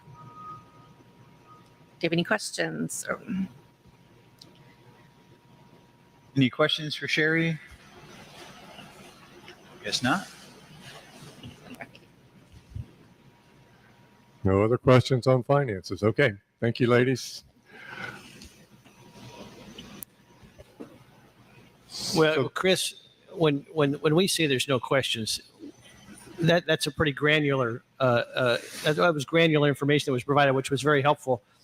Could you just, with each week that you're here and digesting our current situation, could you just take just a minute and we heard a nice briefing from John on some of the potential for reimbursement from the state and the feds and county and other programs.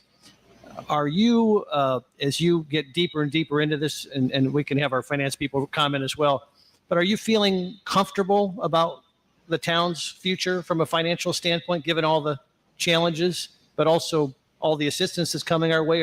Can you just sort of give a 10,000 foot sort of analysis, brief analysis as to how you're feeling it?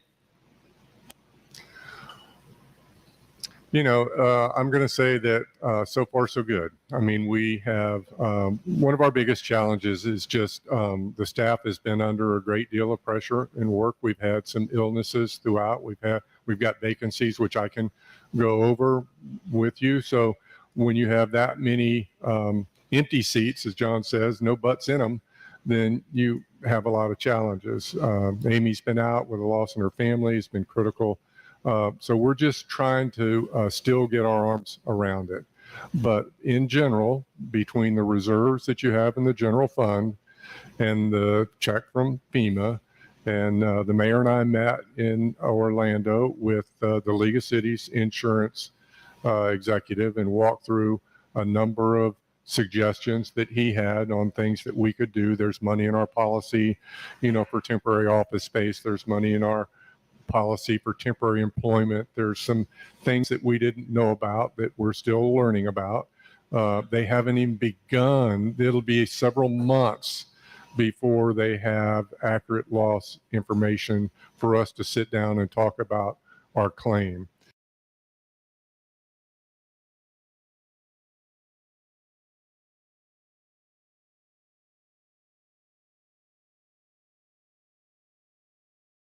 I recommend that you get some sort of public adjuster or some sort of professional, that your 15 or 19 million is maybe half of what you should have had. This is always a calculation of controlling premium costs. So every manager does his best to do that through the budget process. And unfortunately, when premiums go up, then you kind of lower your risk and you get lower premiums.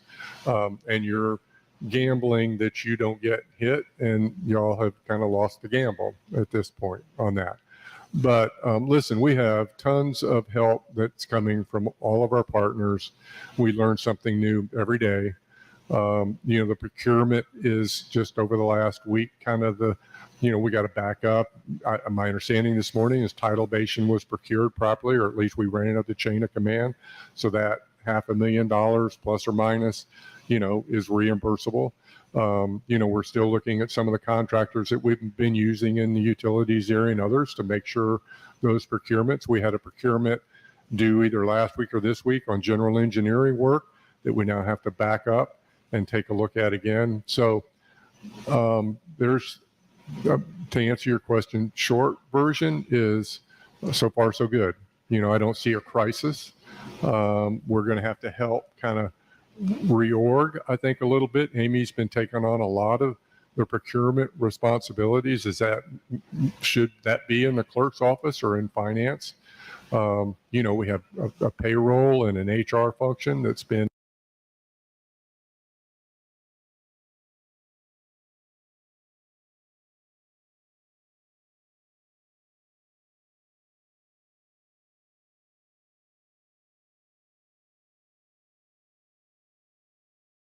with the clerk. We have to talk to Amy about that. There's a number of questions that I have just about already started, so I'll go. There's a couple of odds and ends, and there's 2 or 3 staff items that I want to see. As Chad got a minute to come up, we started getting information last week, and God forbid, on top of a hurricane, if we had some sort of major red tide outbreak. I've been through a bunch of those in my career.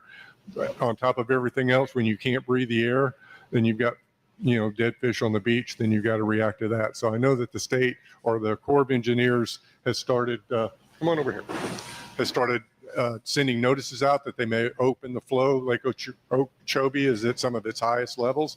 And once they start opening those gates, it affects us. I don't have to tell you that. I'm sure you've been around for a while. So I wanted to just kind of do a quick update. Morning, everyone. Chad Schutz, environmental staff.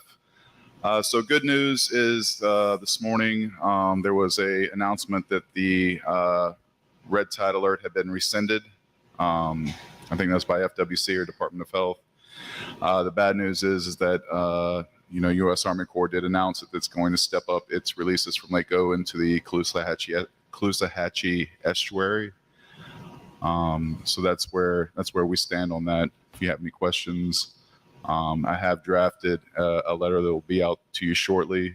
Feel free to critique it and put any suggestions that you want in there. So the good news is they're not going to release. No, they've increased their releases. That's the bad news.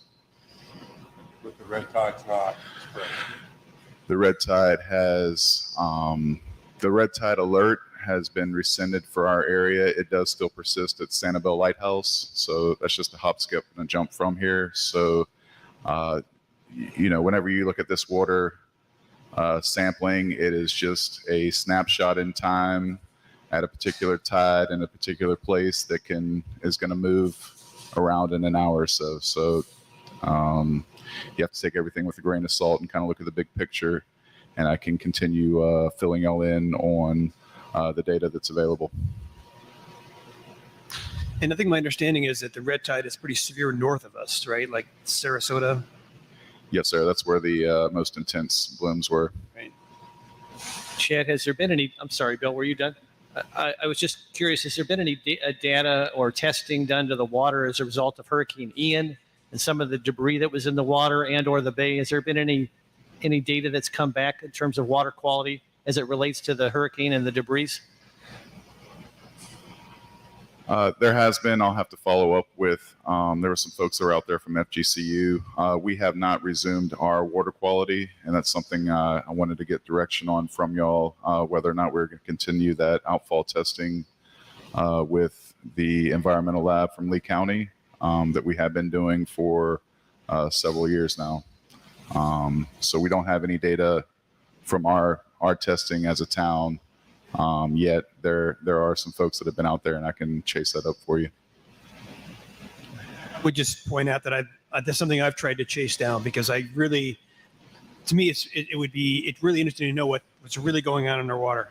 And the Safe Beaches program, I think it's called, through the state, they only test beaches that are open to make sure they're safe to be open, and they consider ours to be closed. But there's also a lot of things that we just don't test for. Some of the water testing we do in the back is mostly about nutrients in the back bay. What they do in the safe beaches is they're looking at bacteria and different infections like E. coli and indicator species. But I don't think anything we do test for the contaminants that have been in the water from household chemicals, gas, oil, from the boats and the cars that are in the water. I don't think there's any testing program at all that's testing for that in our waters. What's the question? I was just filling in on my experience with testing, but there's no testing program that's looking for contaminants like oil, gas, household chemicals. Again, I can follow up with FGCU and see all the parameters that they were testing for in the wake of the hurricane. Thanks. My conversations with FGCU is they were not testing through this, so we don't know what the trends are with the water. Thank you. Any other questions for Chad? I'm just wondering, you said that the LACO is going to release more. Is there anything that we can do, any kind of stance that we can take?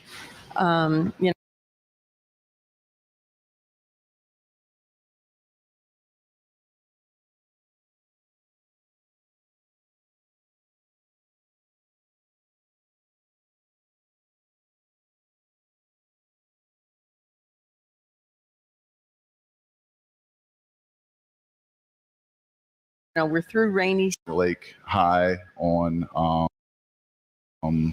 just the ecology there.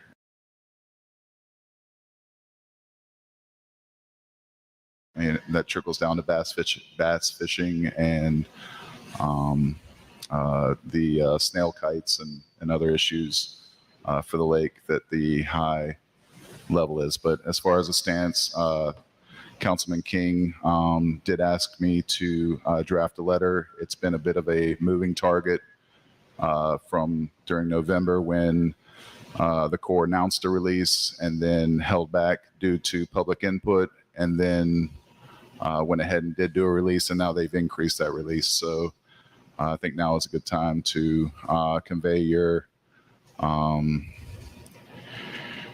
wishes to the Army Corps.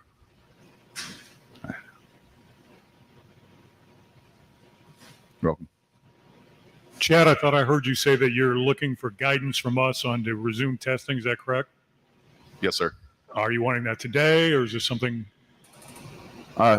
Yeah, I would appreciate if it is the will of the council to continue that testing. I know there's some concerns from Lee County Environmental Lab with regards to just health and safety and the ability to access the outfalls where they're doing their testing. But if, once we get the green light on that, if it's the will of the council to continue that water testing, it's my recommendation to continue to do so. So yes, sir. Do we want to give Chad consent to continue testing? Just, you're looking for consensus, right? Yes, sir. Yeah. I support that. Yes, I know in the testing programs we've been doing, do people have to get into the water to take a sample? No, sir. All right. You got your direction. Thank you. Yeah. Yes, sir. Let me ask Steve to come up, and while he comes up, I'll give a few more briefings. So office space wise, just so you know, I assume you've noticed last week we took out trailers and added a big trailer. So the plan right now is that we, other than the small finance trailer, staff is in the 2 big trailers that are on the compound.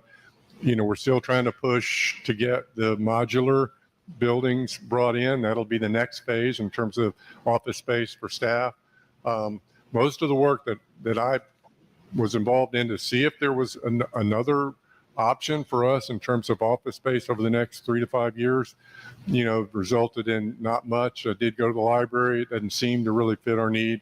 Went to a couple of commercial buildings, and those didn't seem to work out. So we may be in modulars for a while. We're still the Bay Oaks bid on improvements to that, I think, are due here in the next week or so. I'm not sure if Larry's still in the building. Due on the 8th. So when we see what we see there, we'll come back to you. For the time being, our plan is to occupy these until the modulars show up and move into the modulars.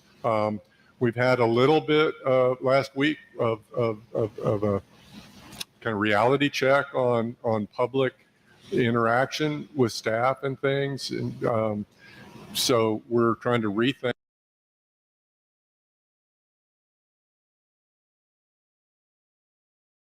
how to create an environment where citizens can come in and meet with someone. I don't think those trailers are conducive for that. So we've had someone move in to either this tent or the one next door and create a system with our security help to kind of get people to talk to who they need to talk to. And it's Steve. Come sit down.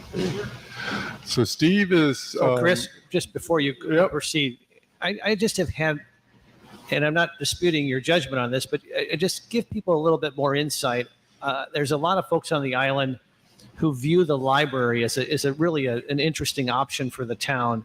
And would you just, since you went over there and looked at it, would you talk a little bit about the challenges with the library and or the opportunities there based upon what you saw? Because people keep still asking me about the library because it seems like it's a beautiful building. It's so close. It's a viable. I mean, it just seems like a viable option to many people. Explain what some of the challenges are with the library, because I think people are still confused as to why that's not an obvious option. So the big challenge is obviously the lack of elevators anywhere, because every elevator on the island probably is got to be replaced. And the timeline for those is a long timeline. And the space they have, I believe, is on the 3rd floor. Other than public access, the biggest challenge from my perspective, cubicles and placing everybody in cubicles versus, having something a little more conducive to public output. I'm trying to avoid if I can. Now, that's y'all's decision ultimately, but the space on the 3rd floor, there are 2 big rooms. One of them kind of has a coffee shop in the middle of it. So the layout of it's a little different. You'd kind of be putting cubicles in kind of a public gathering space on the 3rd floor. And then there is one other big room that could be used for meeting space. But the idea of putting, I don't know how many cubicles you could fit into the other larger space. It's relatively small. So that's just some feedback. And listen, when we get into the modulars, we can take a second look at things. I can't remember exactly. The building manager that toured the library with us had some timelines as to, I think he was going to know about his elevator in the next few weeks, at least in terms of a time when it might be replaced. And so we're still wide open opportunities. But I appreciate that. And in the second and the first floor is completely off limits, or could we use part of the first or second floor, or why just the third floor? Yeah, first floor is not usable, obviously, and the second floor, I believe, is where they're storing all their books. Everything they could save, I think, is pretty much on the second floor now. So what they offered was that third floor. All right. Thank you.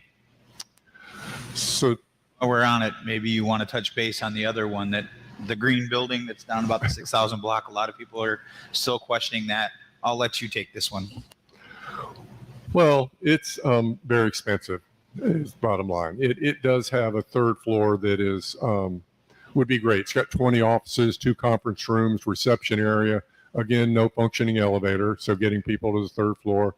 The first floor is being rehabbed and has the potential of being a meeting location for these kind of meetings. The second floor was a beauty salon or a fitness center or something. It's not really, although the owner says he could remodel it in its current state, wouldn't be usable really for us. Third floor is usable. I don't even want to throw numbers out, but it was very expensive beyond our means. We'll just say it was north of $500,000 per month. It was very expensive. So obviously what I really want Steve to focus on is the letter, and I'm not sure you got it, and I'm not sure how many versions of it are out there. So, but let me pause and say I've asked Steve to step up. You know that Daphne stepped down pretty much the week I got here, and we had to have somebody serve as an interim director for community development, what I call community development. Steve, relatively new to the organization just before the storm.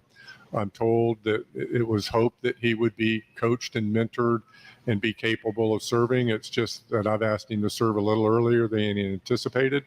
We'll still, advertise the vacancy and go through a recruitment process. And if Steve wants to apply, that'll be his decision when that time comes. But I think we put an announcement out late last week kind of designating Steve, even though he and I haven't really agreed on any sort of salary for what he's doing yet.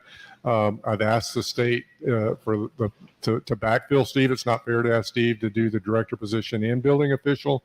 I've asked Parks and Rec to donate a couple of employees to help with as being trained as permit techs. So the bottom line is this department is very important. I don't have to tell you that in terms of the public interaction. We're trying to see how we can best serve the public from this location for the time being. We're trying to identify how to beef up our staff to be able to meet the demand that's coming our way. But this letter will go out to the residents, and it's that substantially damaged structure letter, as I understand it, which is going to probably generate phone calls to you. And I just, before it went out, wanted y'all to know that and be able to ask questions. Let me see if I've totally messed it up. Steve wants to add something. Sure. So the letter, the letter is something that the state really reiterated that we need to do as part of the National Flood Insurance Program. We realize that it will be sort of new information to some people as they receive it, but it does provide information about how the properties have been substantially damaged, and it does allow them to appeal that and explains how to do that as well. So they can, if they disagree with the assessment, they can always follow the instructions as far as completing a repair improvement cost form and to further substantiate their claim that they have not been substantially damaged. There are hundreds of structures that have been clearly damaged, however, so this will be going out to certainly over 500 addresses. Stephen, if I could, I've not seen the letter. I'd love to see a copy of it.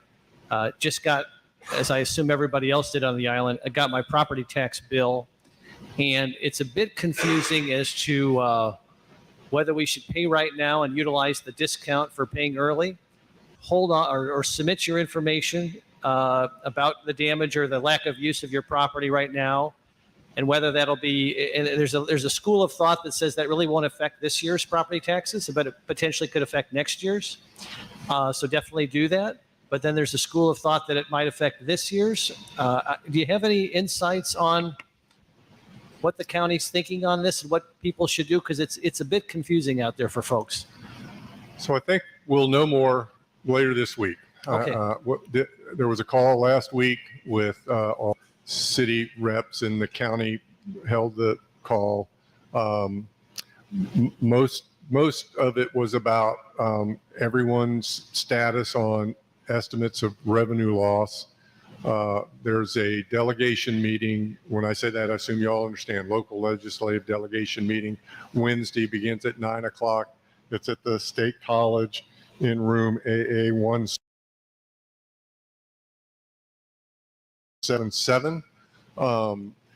Obviously, the mayor representing the town will go and present some of our issues, but the rest of the call, other than revenue estimates, was about the legislature's desire to forgive taxes for structures, not land value, but for structures that are damaged or gone. And there may be special sessions as early as next week where some of this will continue. The obvious from our end is that we have to be made whole. So whatever they would waive, we would want the legislature to backfill the loss. So I'm going to be positive and optimistic and say that we're going to collect the amount of revenue for ad valorem either from the state. But to answer your question, I mean, the only thing at risk is the discount between paying it now and waiting. But I think I would wait to see what the legislature's intent. I think even if you paid it, and if they come up with legislation that forgives, then there'll be a credit or a refund or something of the sort to residents that pay their bill. A lot of residents don't have a choice. If they have a mortgage, it's escrowed and their mortgage company is going to pay their taxes because they want to pay the lowest amount. I know mine have already been paid where I live, but there's work in progress to provide ad valorem relief that will affect everybody: schools, towns, county, any taxing authority.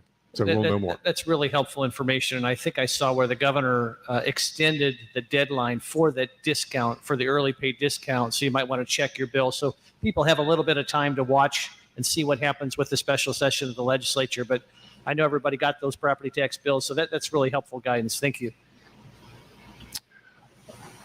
Thank you, Steve. You're good. Sorry. 1 second before Steve leaves. He just thought he was off the hook. Sorry. Can't get through this. And I don't even know if this is a question for Steve or for Jason, whatever, but I'm getting a lot of emails and questions on building permits, timing, demolition permits that then again will flow over into building permits. Can we just talk about where we are on the whole demolition, building permit process, timing, et cetera, et cetera? Sure. So if you're going to demolish a structure, you need to have a demo permit. Again, fees have been waived, so just apply for that using our online, it's called iWork online service, and we will process that. Part of the demo process is you have to get utilities, and you have to have the water and sewer confirmed as capped and ready to demo. They don't want to have any leaking water or sewage. So that's part of that process. And as far as building permits, same thing. We have a lot of information on our website. We try to provide a frequently asked questions to answer a lot of these questions that we're getting. So I'd definitely check into that. If not, you can, if you still have questions, go ahead and email us, buildingpermits@fmbgov.com, or you can call us at the main line, and I believe it's extension 3. So there's questions that demolitions are not being issued until June. Is that just a horrible rumor? No, we're processing all permits, and definitely it won't take that long. Like I said, we're struggling with volume, but we're doing the best we can. I'm not sure where that came from. Yeah. So I was wondering. So timing wise, and we had this discussion before of not charging for the permitting process, and I think that ends December 17th. January 17th. January 17th. So what is the timeline right now on permitting? I mean, if everything is in place, they got it, they put it in, what is that process? That depends on the permit, but generally speaking, 2 to 3 weeks, keep to that sort of historical average. It is challenging. We're receiving really a record level of permitting volume. So it's been over 2,700 since the storm. And other than some limited helpers and people from other departments, we have just a handful of staff. So they are doing a great job and getting those permits out. But to understand, some of these permits, like residential permits, interior remodel permits, they require a building code plan review process. So they have to go out for review. And then once that's done, which is done by a private provider, it comes back to the town, and we issue the permit.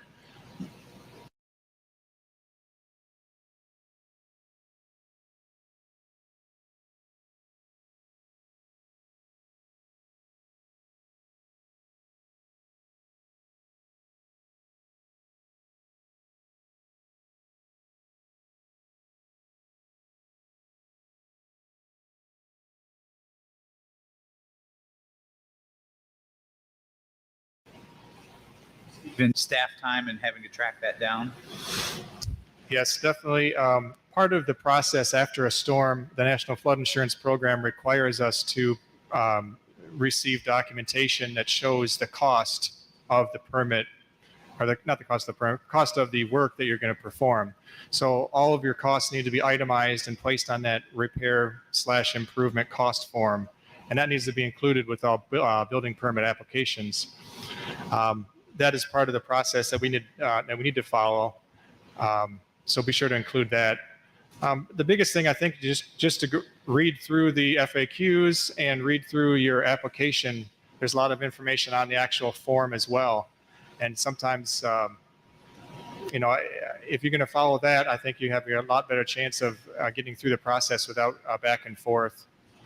Yeah, I want to be careful with the word itemized, because that scares a lot of people, and they think that we want to know how many pieces of sheetrock you used, how many screws it took to. That's not the itemized you're talking about. You're simply talking about plumbing was this much, electrical was this much, cabinets were this much. I mean, it's not a huge form to fill out, and it's just an estimate. It's not a.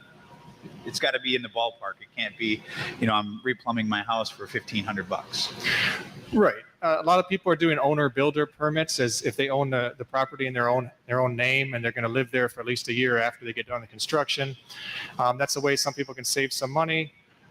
We ask that they value their own labor at least $17.25 for sort of general construction labor per hour. And then you multiply that by the amount of hours you feel it's going to take you to repair. And you just follow the form. And if you have a bid from a contractor, obviously you can use that. That's a really simple way of doing it. Have a general contractor come and give you an estimate or a quote for how much it's going to cost to repair all the different aspects of your wind and flood damage. And there's still a notary that is required for this. So where in the process is that like to put it all in, or?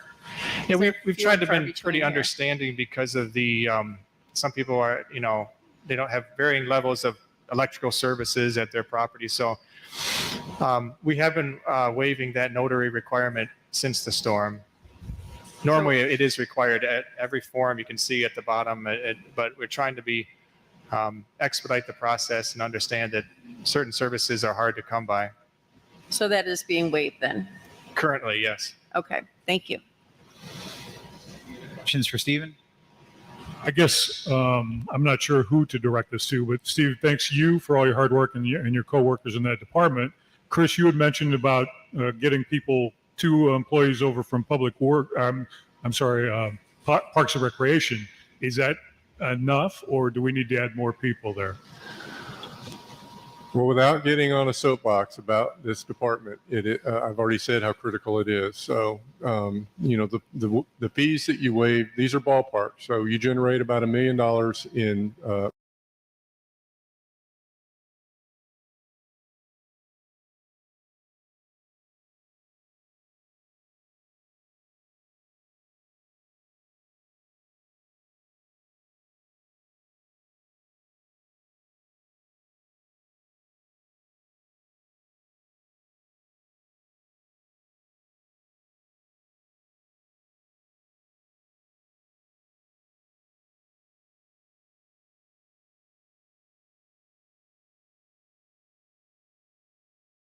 permit fees on staffing up because of the available revenue at hand. So I've challenged Steve to come up with an org chart with a staffing that will meet the demand that we are guessing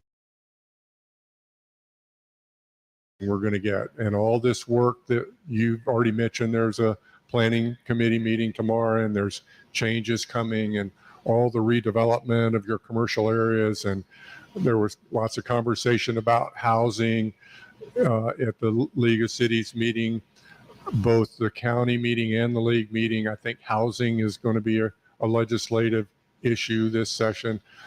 I'm being long-winded to say they need more help, but they can't afford it right now unless we come up with a way. Now, we're going to apply to get reimbursed for the revenue, if possible, that we've waived. Whether that will be approved or not, I don't know. We have a long list of asks that we are trying to prepare for the legislature. Obviously, every community that goes through this has the same challenge, where the amount of activity for the building department just quadruples, and how do you address that in terms of staffing? So a lot of work to be done, Councilman. I couldn't tell you right now, what kind of help we're going to get from the state. We've already got that request in. If we can get another building official, at least, maybe a couple of more plan review people, a couple of more permit techs, and see where we go. But he and I haven't even talked about it. I just asked him to kind of put the idea together. But it is a problem because of the revenue situation and where we're at. Chris, on that point, and this is just me speaking as an individual counselor, but if there is a way to means test that waiver of the permit dynamic to help folks who are really struggling, and if there's a way to qualify in a way that I don't think for the folks that are fully insured and financially sound, I don't want to speak for people, but I think there would be a willingness to pay those permit fees if they knew that money actually went to the permitting process and they knew it would help expedite the process. So you might just put your thinking cap on and see if there's a way we could delineate within that fees process in ways to utilize it for those who are really struggling versus those who are more than happy to pay and could afford to pay. And then particularly if they knew and were assured that those dollars were going to additional resources to help expedite the process. Just food for thought. So just kind of clarification. So are you suggesting that maybe people who pay the permitting fees get expedited service, or it's just a voluntary? Not necessarily. I think there's a ways to potentially means test the permit waiver process to help those who are really struggling on the island. And for those who are fully insured and those who can afford the process, again, based on the means test, I'd have to think about how you'd propose the means test. But there are, I'm sure, a number of people that would be more than happy to pay, knowing here's what they would want to know. They would want to know that those dollars were going to the permitting department and they were going to additional resources to help expedite the process and to keep the process staffed at the professional level that you need to function accordingly. So again, the purpose of the waiver was always to help those who are really struggling, not necessarily just to hurt your ability to function. So I'm saying there's a potential opportunity for nuance there, and I would give that some thought and make a recommendation to the council. I would be open to it. And just for the record, my understanding is that the way these departments work, as the town manager said, is the permit fees do go towards that task. They don't go into the general fund. That's correct. That's a way. So that's not by our operation. That's by, I think, the state law. And that's fine. And I think, again, I think the will of, I don't want to speak for my colleagues, but the will of the council was to help those folks who are in distress as they're trying to turn their lives around and put their lives back together. There are people on the island who are fully insured and are in a better position. And that how to calculate that means test, I don't have the answer to that, but I'm just saying that some food for thought, particularly if you're trying to get additional revenue for that department. I just think there are people that are okay paying those fees. We've heard from a couple of them already, as long as those dollars go to your department and would help staff your department to the level that you need to do to expedite and to proceed accordingly. Yeah. I also think there's a bit of a double-edged sword here, because I think people are really trying to do the right thing. I mean, they know they need their permits. They know they need this whole cost estimate, but There's also, because of that, there's also going to be a lot of frustration on the timing. So when you're looking at, where is this money going to come from? I mean, I understanding Rob Peter to pay Paul and paying it back. I think we have to do everything possible to keep this flowing and the communication of it. People don't know where anything is. And I don't know if there's a weekly update that can be given from the building department. Maybe that goes on the website. Just, here's what happened today. Here's how many permits were cleared. Here's our backlog, whatever it may be, because the questions and the rumors are flying like crazy, and it's just defeating all the goodwill.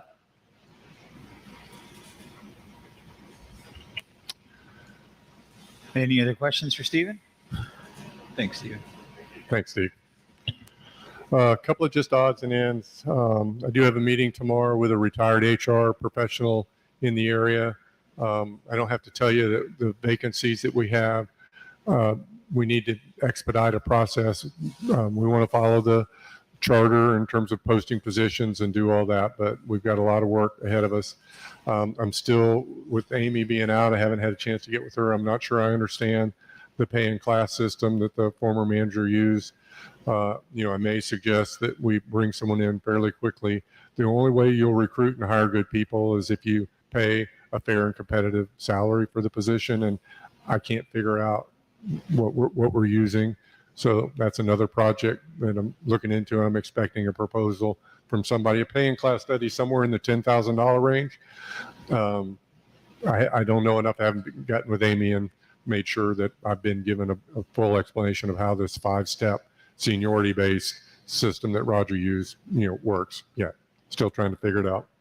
I know a couple of, and I'll finish, I hope with this, that there's a town hall meeting Friday. Again, Director Guthrie's in town Wednesday, Thursday, and Friday, I think, and Friday evening at 6. I believe it's going to be in this room, town hall.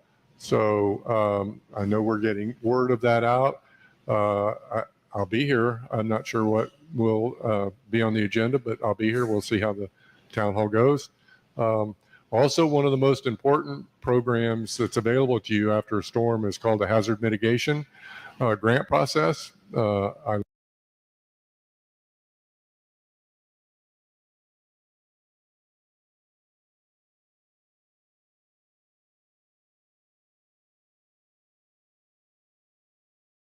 learned on the call that there's $500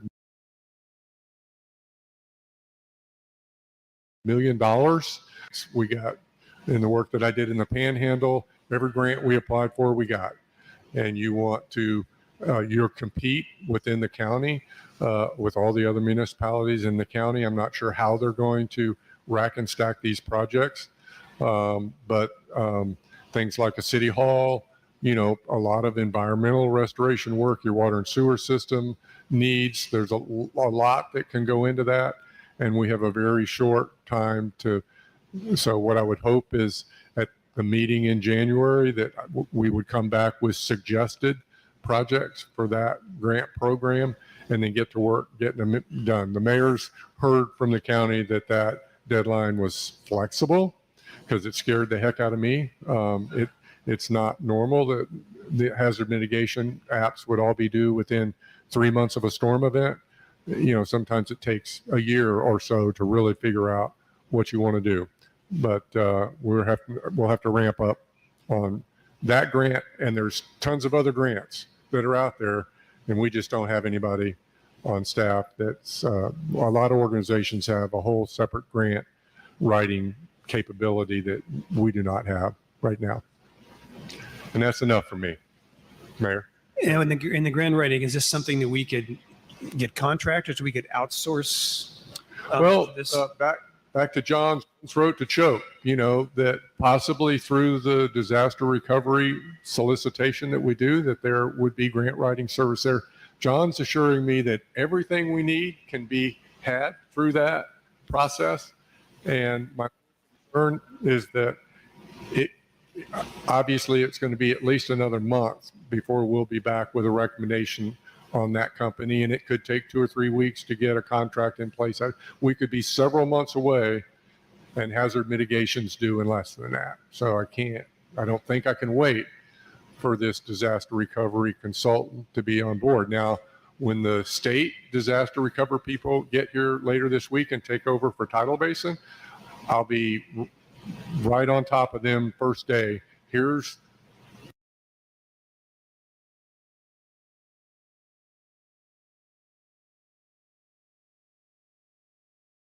the half dozen things I need help with. How can you help? See where it goes. And by the way, I don't know if he's in the room yet. Keith Wilkins, my partner in crime here, is on the ground. Someplace he will spend the week here helping. And so when you see him, say hello. Chris, you said something interesting that I had not heard before. You say in this tent this Friday at 6 o'clock, Director Guthrie is going to host a community meeting. That's my understanding. Mayor, is that correct?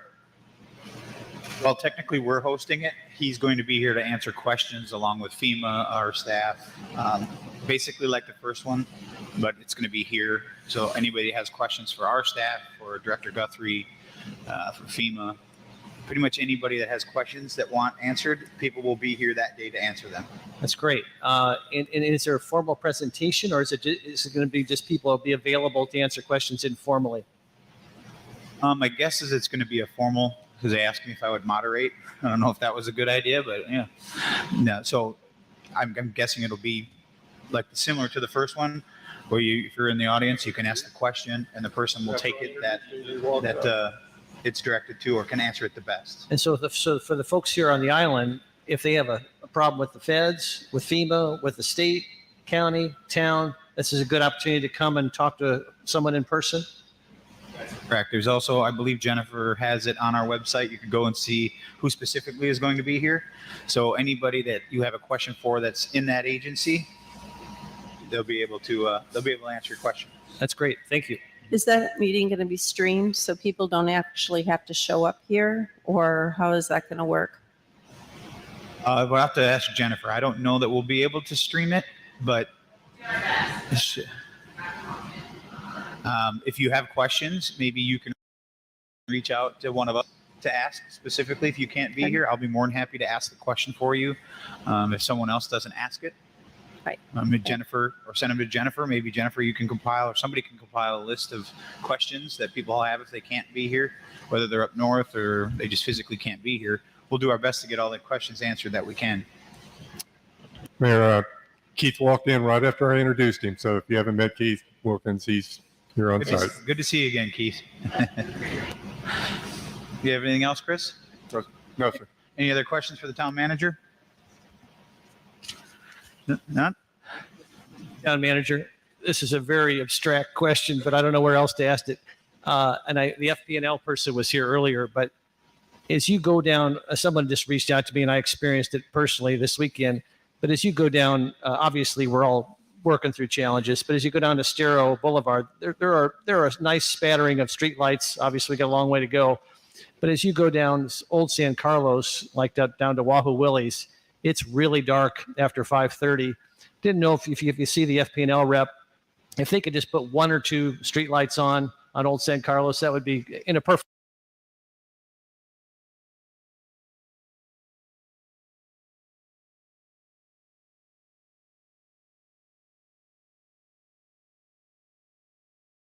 world, which we don't live in. That would be great. I don't want to get into this one. We had a long discussion. What started the conversation was more about what the end result would be in terms of turtle-friendly lights, and the confusion about what's been installed and how long it'll be there, and will we be turtle-friendly when May rolls around?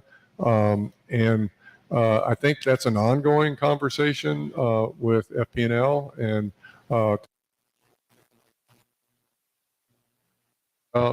street light, but I don't know what the plan is, to be honest with you. And I'm not sure. The mayor, do you have any? Yeah, essentially the lights that are there now are just temporary lights that were put up for safety. They're obviously amenable to putting more lights, so we'll reach out. Staff, Scott or Chris or I will reach out and see what they can do about getting more lights, because I noticed the same thing. Okay, thank It's a you. little dark. That's fine. This is a conversation I've had some time ago, trying to encourage them with putting up temporary lights. Why not put up temporary amber lights? They claimed that FPNL, they weren't available in the time frame that constituted emergency lighting. But one thing that's pretty obvious, if we put up white lights now, and when turtle season comes around, not only are the white lights cause a problem, but there's most of the buildings that shielded the light from the beach are now gone. So I think if we don't get lights in by the turtle season, we'll have a very dark Estero Boulevard. They're fully aware of that. They understand the challenges ahead. They understand that we need to protect the sea turtles. These lights were specifically just temporary for safety to get put up and get as you can see when you go down Estero Boulevard, there's not all the lights are on. So not all of them are working. They're still working towards the fixture that has made it through the testing to get into the tariff program. So that's still ongoing. They're saying it might be a couple months yet. So they're still working on it. But we can't have it dark.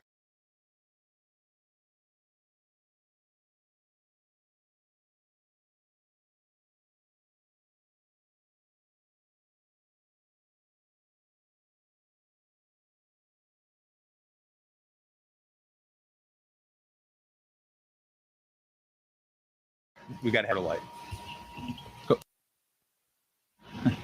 Well, I'm a one guy operation. I have had this same contract with four or five cities and counties. The agreement that I passed out was, it's not perfect, and every attorney that looks at an agreement has their ideas, and I understand that. It's the insurance requirement that's probably I don't have $2 million worth of general liability. He's asking me to suggest that y'all waive that. He says he puts it in every agreement that you sign. If I was a bigger company, I'm sure I would have that. I can probably go get a quote. I have no idea what that would cost. But I've not had it. I haven't even had a chance to talk to the league, who I assume your general liability policy is with, and what coverage as your interim manager I have or don't have.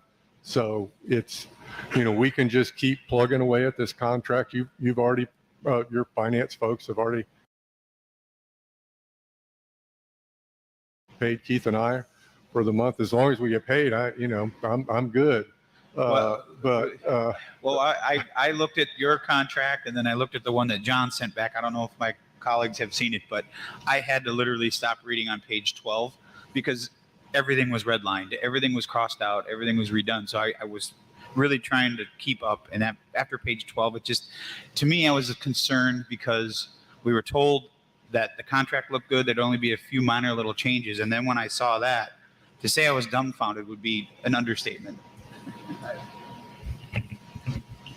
The substance of the contract that was provided to you by Mr. Hawley and Mr. Wilkins is the same. It's been moved around, and language, as I think everyone said, is tweaked. The only area that, and I don't even want to say it's an area of disagreement, is, as I explained to Mr. Hawley, as a general rule, whenever we enter into a professional services agreement with any consultant, architect, engineer, professional manager, we would normally provide for minimum insurance requirements. And I've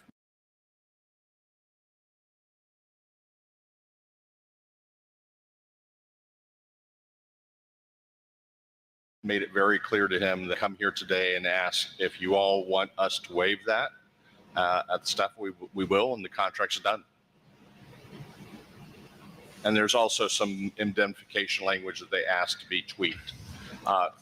There are, I would not be doing my job if I didn't say that, God forbid, there were an issue. There will be consequences for not having that insurance, those insurance provisions, but it's within your discretion to waive.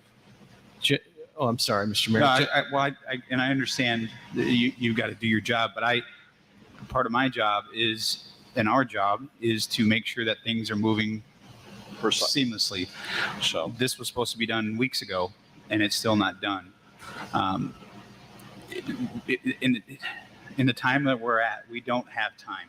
We have to move swiftly. We have to have things done. So if we're being told that this will be done on a certain day, we expect things to be done on a certain day. And the fact that we're now 2 weeks later and we're still talking about it, I understand that you have to do your job and you have to protect us, but we needed to come a little quicker. And with that, I'll let my fellow councilors opine as to the indemnification part. Again, to be clear, we're 1 week behind where we had hoped to be. And I just need direction from you all to waive those provisions, and we're done. John, I have a little consulting business that I started when I came down to Fort Myers Beach, and some of my clients require liability insurance. Some of them don't. My question to you is, in terms of exposure for the town, I believe I can say this safely, we've selected Chris and Keith because they have really a lifetime of public service and integrity in their records. I guess my question to you, John, is if they're acting in good faith, does Florida, like other states, have a good faith exception?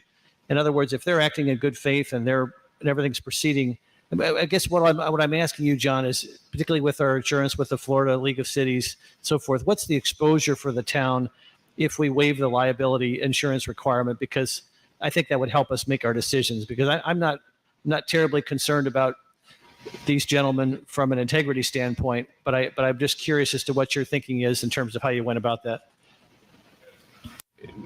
Thank you for the question. I think the best way to explain a potential situation where this may come into play is if in the course of performing the professional services provided for under the agreement, either Mr. Wilkins or Mr. Holly are unfortunately involved in a car accident, someone gets hurt.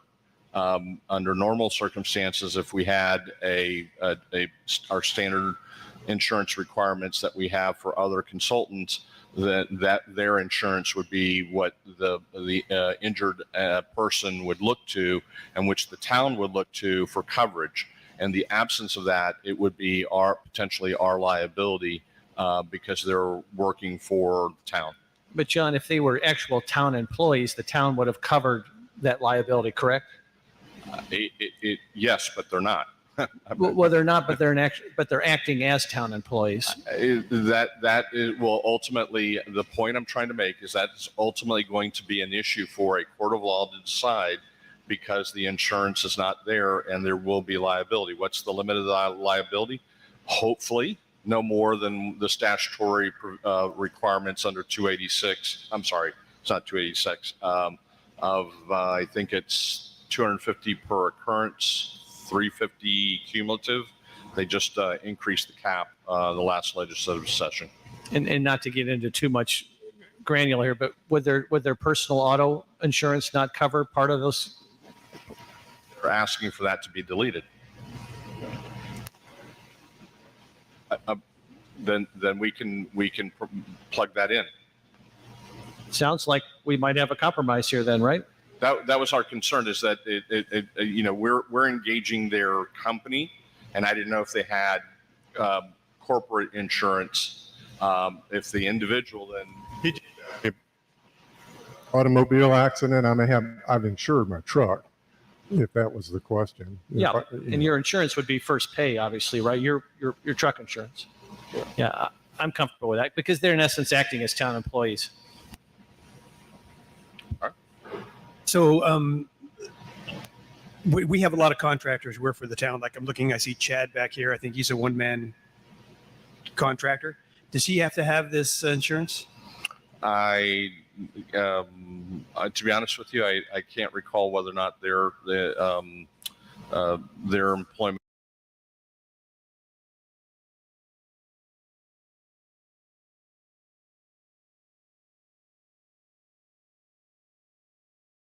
contract that. I don't know off the top of my head. I can tell you that as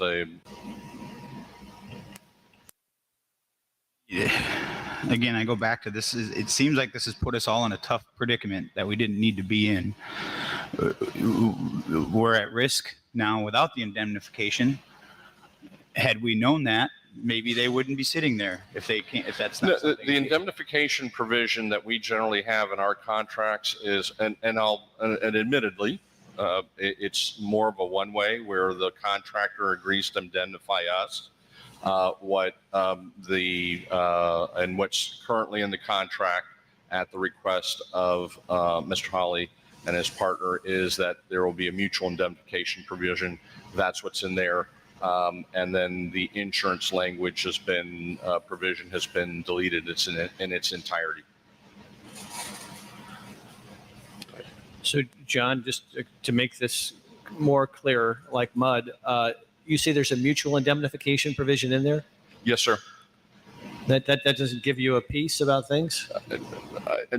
It gives me greater peace than not having anything. But in a perfect world, as your attorney, I would like insurance. But this is something that is uniquely within your purview as the town council to hire your town manager, interim town manager, and in this case, you've selected to go with the corporation. If you tell me to, that we'll go with the mutual indemnification and waive the insurance, we're done. Well, at this point, I would be on board to get this contract done so that we can continue to move forward. They've graciously been nice enough to come in and help us.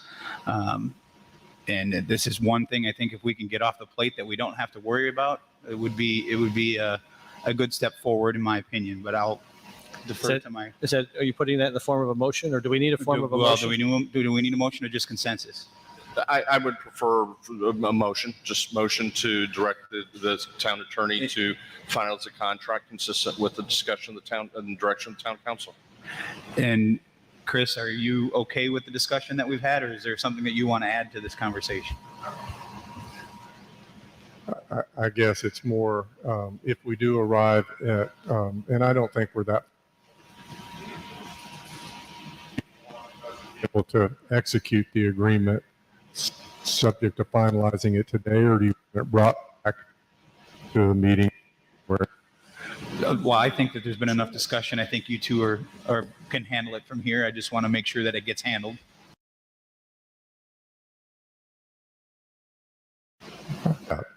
Okay. With that, I will make a motion to direct the attorney to finalize the contract with Mr. Wilkins and Mr. Holly. Consistent with the discussion we've had here today. Second. We got a motion and a second. Any discussion? Hearing none. All those in favor signify by saying aye. Aye. Opposed, same sign. Hearing none. Motion passes unanimously.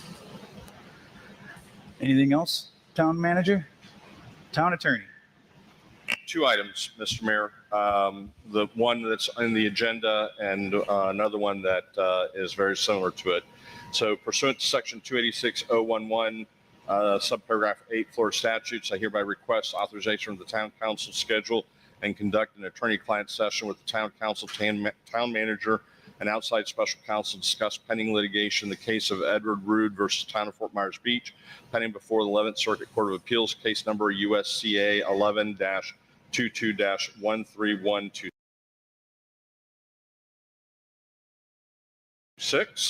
That's the first one. And then also the same request, but the litigation is, let me get the case number.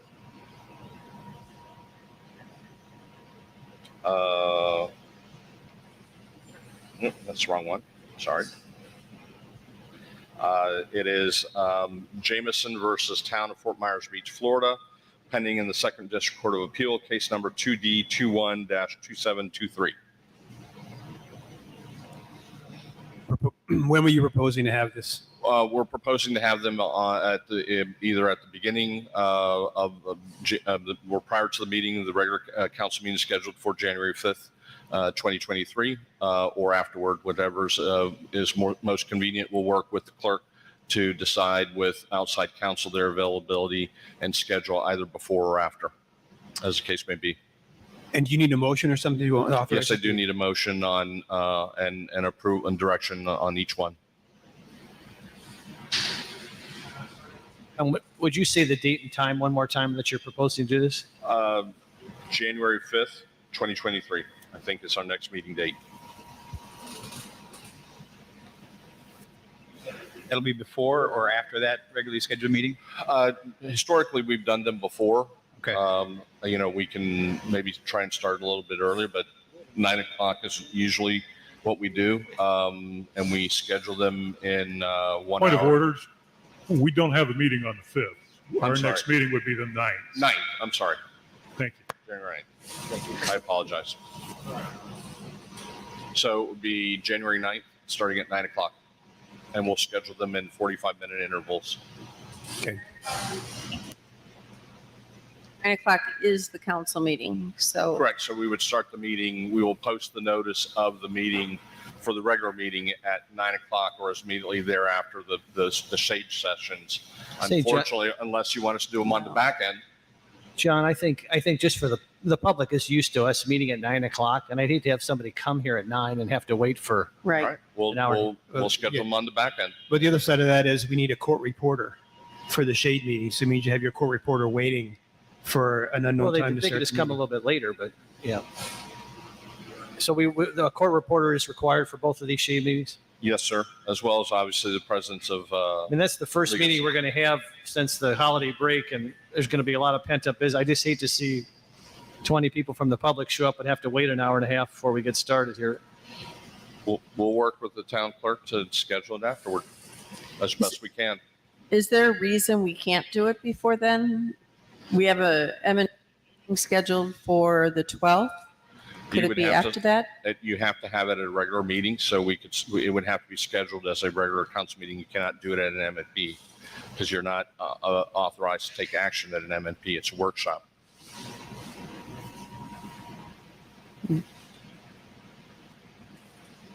If you want us, we can schedule a special call meeting for that date, again, subject to availability of everyone. Well, so that was going to be one of my questions to you based on the recommendation from John Ward. He's going to have you that contract today to review for the new disaster recovery firm.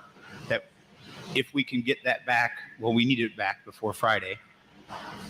And we can get that out. We can do what, a 10-day procurement process, or what is the procurement process for that? I would defer to staff as to what the time frame is, but based upon the last time around, I don't think that 10 days is unreasonable because the firms that have already submitted are just going to regenerate their proposals and modify them.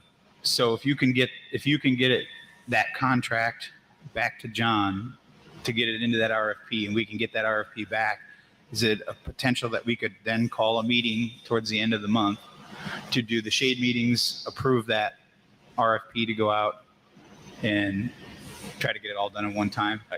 I think the RFP has already gone out. No.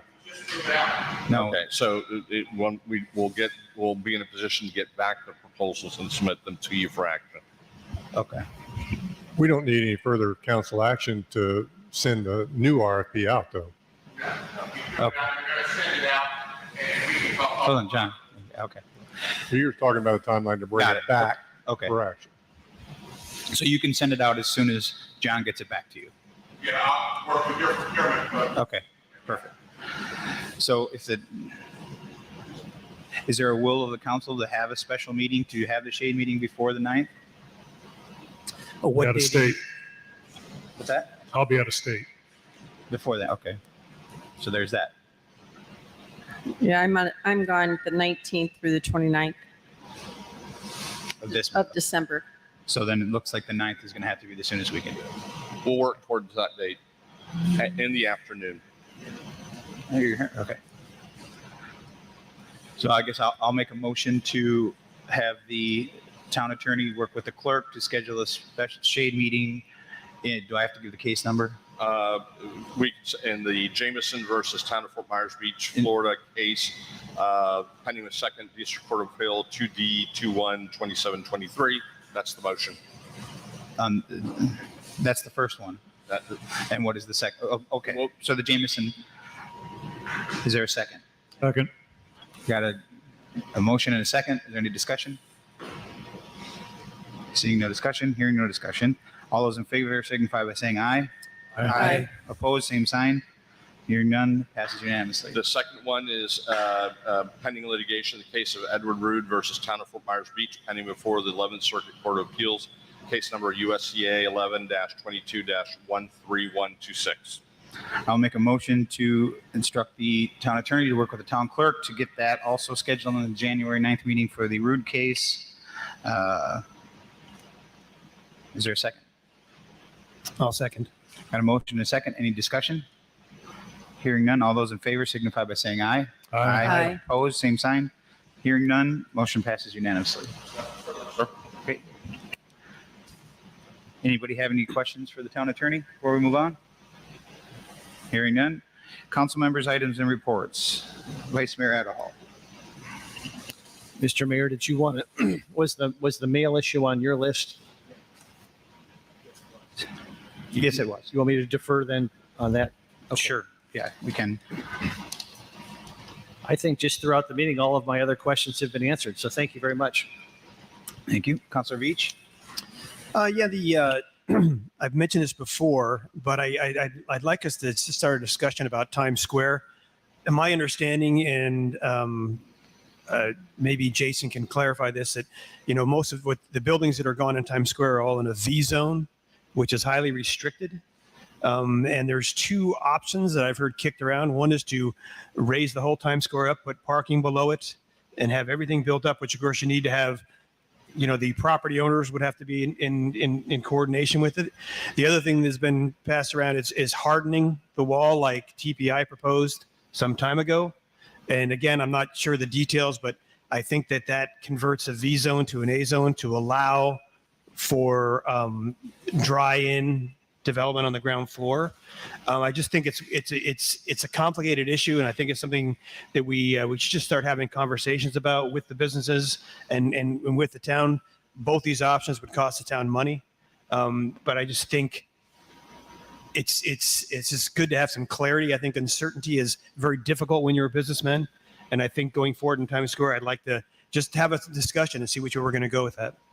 Councilor Veach, is that something you would want to add to our upcoming MMP meeting? Maybe Jason can give us some insights as to what can and can't be done and potential paths we could go down. That'd be great. Okay. And everyone in favor of that? Okay. Can we add that? And the other thing is, we talked about streetlights. A while ago, we were talking, I just thought about this when they were talking about when the CenturyLink guys were up, we talked about someone wanting to put 5G cell phone towers on the island. Now that we're doing kind of a fairly significant redo our utilities, is this something that we want to have a conversation with the utility and see if this is the time? Well, that was one of the items that was on mine. It seems we've forgotten about, and I can't remember the acronym for it, but the COVID money that came out. And one of the things that was in that could be a usable thing was widening your footprint, if you will, of Wi-Fi, of connectivity.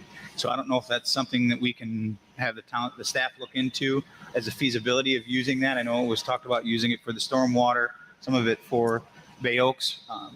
If that project's going to be on hold a little bit, maybe it's something we can adjust over there. But I'm certainly open to having discussion about expanding our technology. Just real quick on that point, the council voted to direct that money in its entirety to the water and stormwater and or wastewater rejuvenation project along Estero, and then obviously on the side streets. But I'm certainly open to having that discussion. I would say too that there was an attempt by a prior councilor to suggest restrictions on the 5G providers that were coming into the island, and I was assigned to have conversations with those providers, which I did at length. And I would just say, and I don't think this is the mayor's intent at all, but we need to be very careful as we approach the 5G issue with the providers, because it's been the practice thus far in Florida, and John's got more experience in this because he's got other clients. But based upon the conversations I've had with the major 5G providers in the state, is that we need to be very careful about the environment that we present to these companies. If we present a restrictive environment, they're going to go elsewhere first, because there's a lot of low-hanging fruit out there. If we're very open and very laissez-faire up to a point with these providers, they're going to put us on their priority list. So it's certainly a great issue to talk about and explore further, but we've been down this road a couple times. I just think we need to be mindful that there's a lot of communities hoping to get into the 5G game and get it to the front of the line.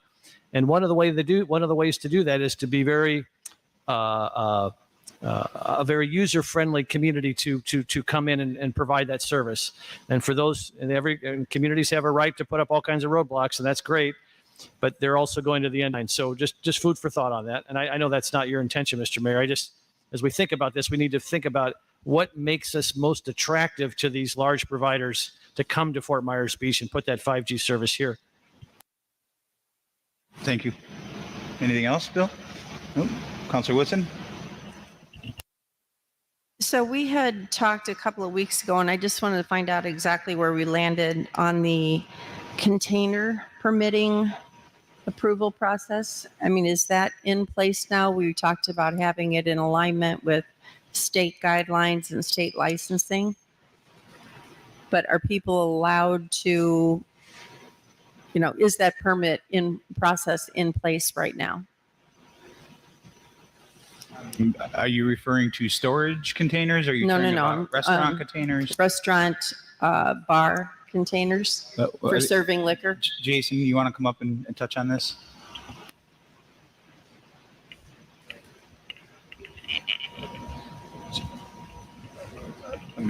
I'll let Jason add anything that he feels necessary. But when we looked into this issue initially, the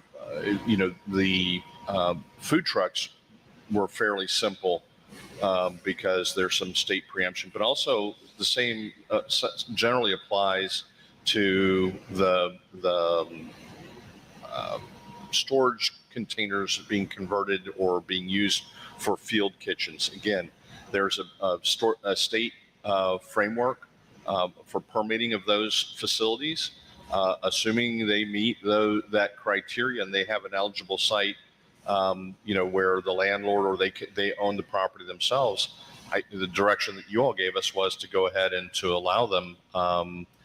It really is an issue of them having the necessary state licensing before they can come onto the island. And I'm not aware that anyone's provided that information to the town, but I'll defer to staff.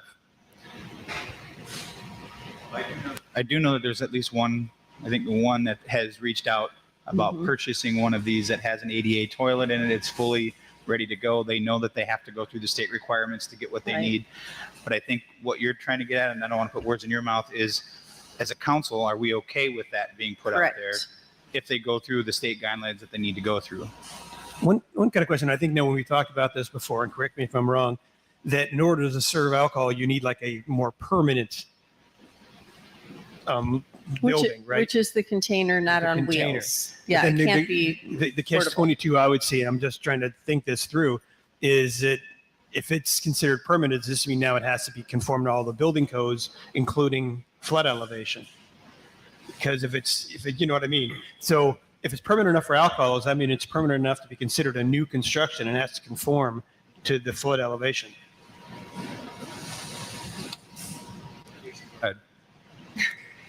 So I think you're touching on a couple issues. There's the temporary nature of the units. That's something that we can handle on a temporary basis. The alcohol consumption is a little bit more tricky here at the beach because of the consumption on premise component that is in your land development codes. There's the one that's reached out already has approval for consumption on premise. They're going to put it on the same site. So that makes it easy on our side. It's the ones that want to put up these types of units and sell the alcohol that do not have a consumption on premise authorization from the town council. That's a code requirement of the land development code. There's not really a temporary process for that, so that may be something to discuss. So let me ask you a question on that. So it's not an issue if they already have the consumption on premise and they're going to get this state trailer, whatever. What if it's not feasible to have it on the premise where they had it before? Is that a state thing? So say this person that wants to do this couldn't put it on the lot where they were before, but they got permission to put it on the same owner's lot somewhere else. Is that something that we can do, or is that something that would be regulated by the state because of the alcohol? It's not a state thing; it's a local thing because of our consumption on premise requirements. So if it was a property that had never had approval for alcohol sales and consumption on premise, again, package is different. Package is retail, but if you're doing consumption on premise and drinking on site, basically opening kind of an outdoor bar, so to speak, if that site had never been approved for that, then we run into that challenge of that has not been authorized by the council as a site to do that. And obviously, there's other things that come with that, such as noise, time, music, how long are they open? Those are things that the council's generally and typically regulated through the special exception process. I'll just speak for myself. It's these businesses are trying very, very hard to get back and get open. In speaking, I'm not a restaurateur, so I can't speak to it. But in speaking to many of them, having a food truck is nice. It gets some of their employees back to work, but it doesn't necessarily generate the revenue for the town or for the business owner that's required to make it a viable business. And something like this, albeit small and temporary, could be a very good solution to help drive revenue, to help drive people back to work, to help get our economy going again. So I would certainly be in favor of doing what we can, obviously within the guidelines that we have in place and the state guidelines to allow them to do that should they choose to spend that money to go down that route. But now a point you made is saying that people who cannot put the structure on the property that has the consumption on premises permit. So you suggesting that if someone has that, I'm not quite sure how that would work, because one thing we talked about before is that the license to sell alcohol is with the property, right? It's not with the business. So you suggesting if someone can't be on their property, they should still be able to serve alcohol somewhere else? I'm certainly not suggesting anything. I'm just telling Jason my input as to if someone, my understanding is these containers are not cheap. They're a very lofty investment. So I'd be willing to bet a business owner would want to do all their due diligence, as this one person that we're talking about so far is doing. He's trying to do everything the right way. He's trying to make sure he's crossed all of his T's and dotted all of his I's, and he's doing the things that he needs to do.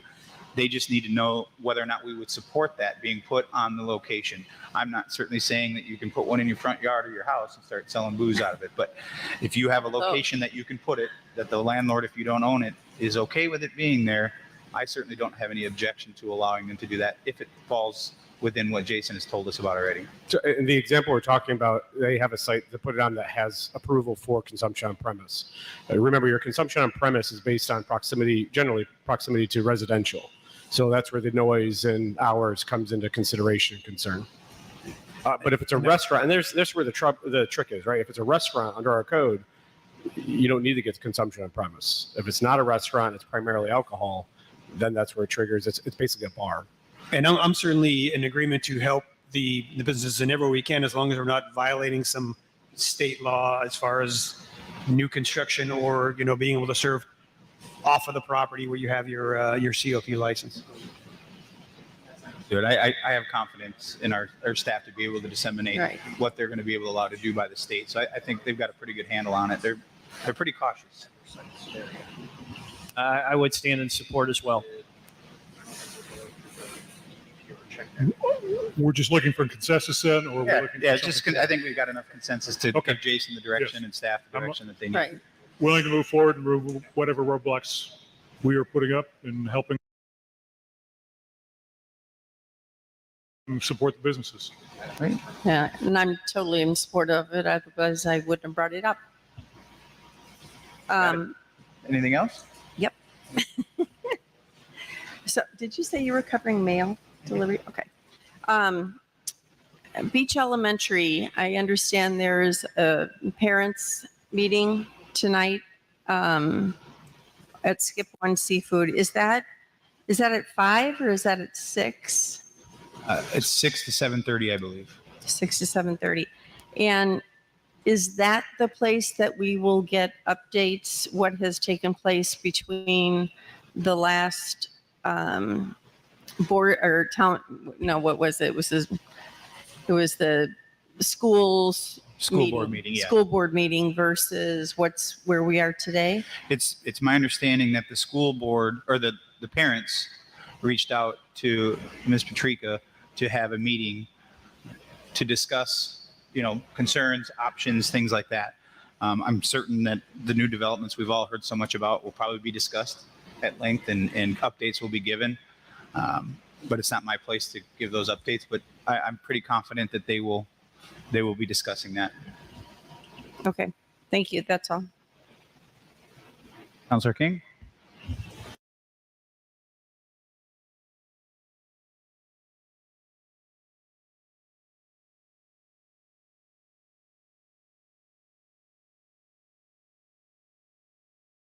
Yeah, Councilor Woodson had brought it up, I think, last meeting. Again, where are, I remember something around the WEOC or whatever that was, submitting it to that. Having Jennifer do that, I thought, but I could be wrong.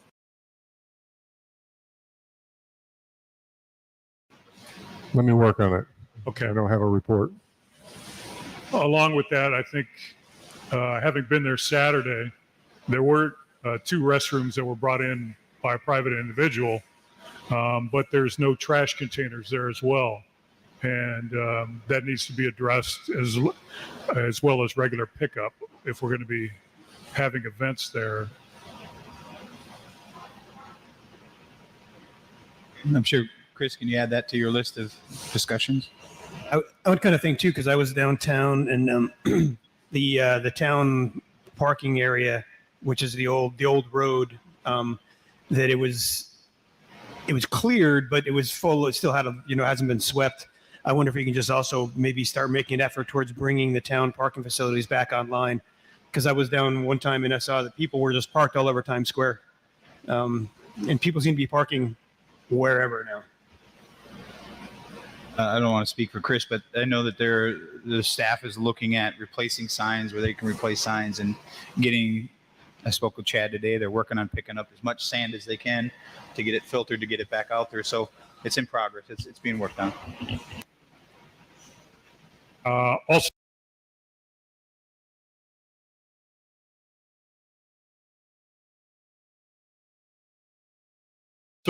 we roundabout about parks and recreation. Where are we on parks and specifically, I guess, bringing Bayside Park online? Well, I can tell you it's moving forward. We haven't got the final details yet, but it sounds very positive that the state is going to be helping us rebuild that park. They need to have their staff, the state staff, look at it to give an estimate of exactly what it's going to cost. They have a rough idea, but they want to take a look at it. But we'll have more of an update probably after Wednesday, I'm sure. But as of right now, I'm being told it's moving forward, and we'll have more information soon, hopefully. One last item, because it was on the agenda, but we kind of glossed over it, I guess, or missed it. Advisory committee items, reports, and appointments. I ran into an individual, Jennifer Rusk, who wants her reappointment to the MRTF, the MRF. So I'm not sure if this is the place to do it or where, but I know hers was up at the end of October. She has to apply, then it should come up. Okay, John, if I could, John, to our attorney, John, if someone is a sitting member of an advisory committee, they continue to serve even if their term is expired. Is that correct, John? As we go through this difficult period here until we can get everybody reappointed? I don't believe so. No. But I thought we actually voted on something. Yeah, that, going back to, I think that you all already submitted your applications for the replacement members. I think for the other advisory committees, we went through LPA, but for the other advisory committees, for those folks who are currently serving, just because of the hurricane, we've not been able to renew or reappoint them. Would they continue to serve? No, sir.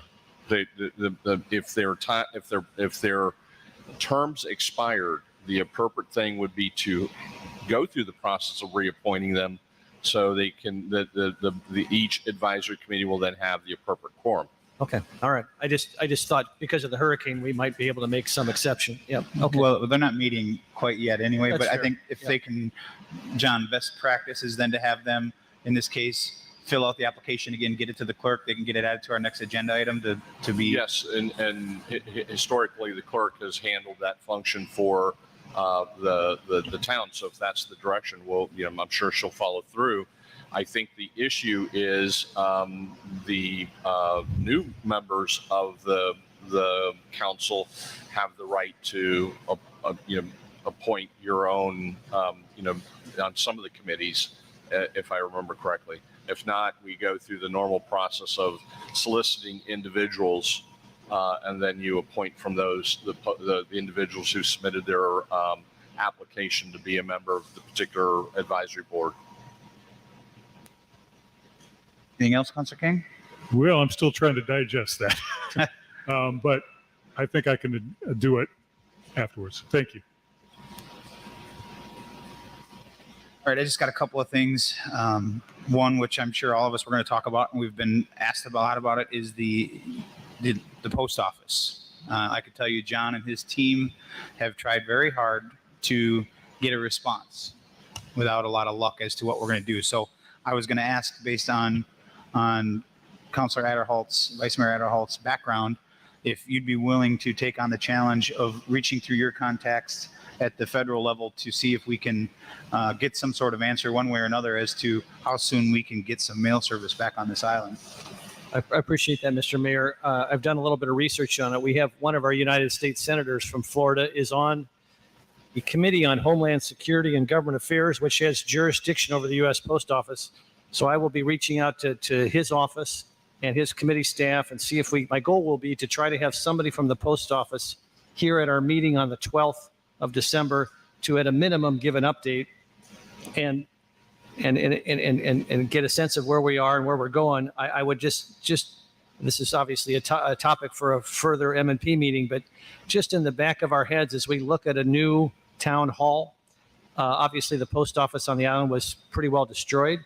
I would just, in the back of everybody's head, just think about the concept of including a U.S. Post Office as part of our new town hall building, where we could share costs, and there would be a synergy there certainly between the two entities, and just food for thought. I don't know if the post office would be interested. I don't know if my colleagues would be interested, but there might be a synergy there between those two entities as we move forward. Just something to think about. But again, on the shorter term, we'll try to get somebody here for our meeting on the 12th.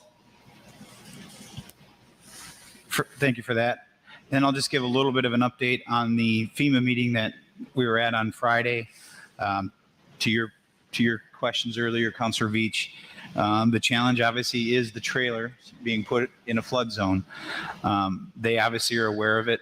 I made it very well known that I didn't understand the process of giving people hope that they are approved for a trailer, coming out and measuring for it, and then telling them you can't have it because you're in a specific zone on the island. So I didn't leave there feeling all warm and fuzzy, but I will tell you that they're trying to find alternate solutions. They're trying to find, whether it's the big hoteliers on the island, if they're willing to allow people to house in there. They're looking for anyone that has multi-unit residences that they can put people in. They're also looking as a last resort, what they want. Some of the things that they want to do as a last resort would be to have those FEMA cities, if you will. So any local partners that would be interested in doing that, certainly reach out to them. You can go down to the DRC. They can put you in contact with the people that you need to talk to potentially be a person that can take advantage of that, both for your sake and for the people that need a place to stay. But they're still working on the trailer situation. They're still looking at a couple of sites on the island that could potentially work. As we know, it's an 18-month program, and that clock has already started. So the time it takes to do things, obviously more places that are site ready to put people in, like a hotel or a multi-unit building if you have it, or if you have a site that has a place that you can put it that has sewer, there's a lot of tangibles and a lot of variables that go into it, but they are working on it. They know, and it's not just us, it's Sanibel's dealing with the same issue. Fort Myers is dealing with the same issue. So we're all dealing with the same issue. They understand it. They know our frustration. So they're moving closer, and that's the best information I can give you right now. But as I get more information, I'll certainly let you know, because we're constantly talking to them about it.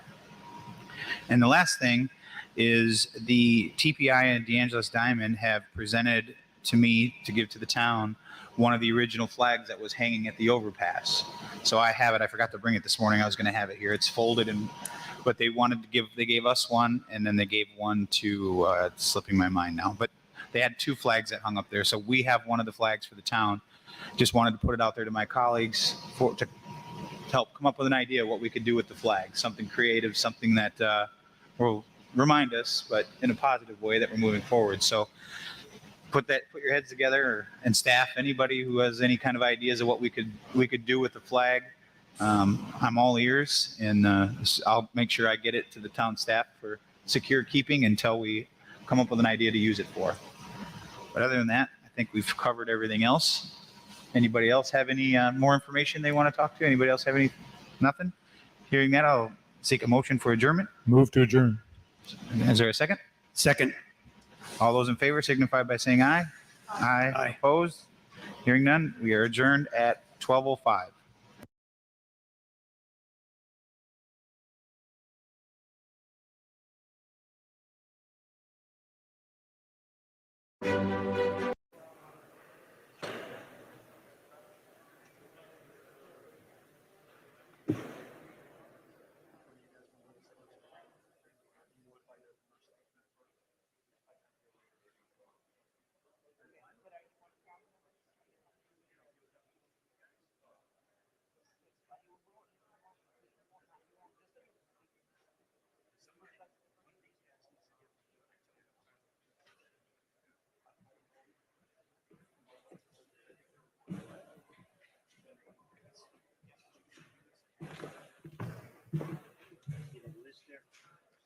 Put them right there. Okay.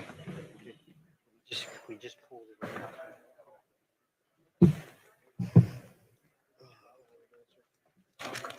Okay.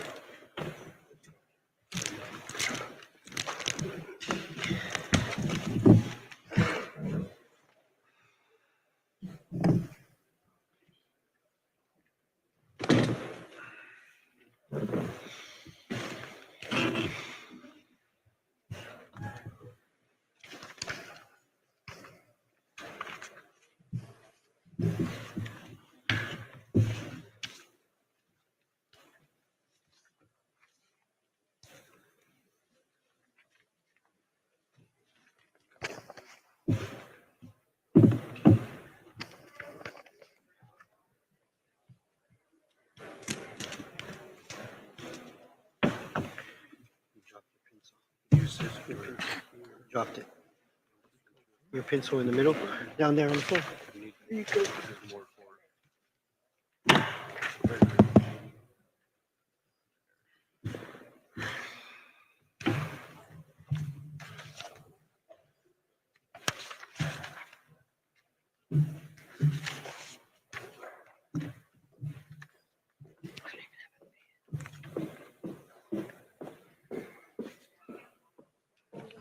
Yes, sir. Okay. Okay. Two more? Okay. All right. I think it was Henry. Yeah.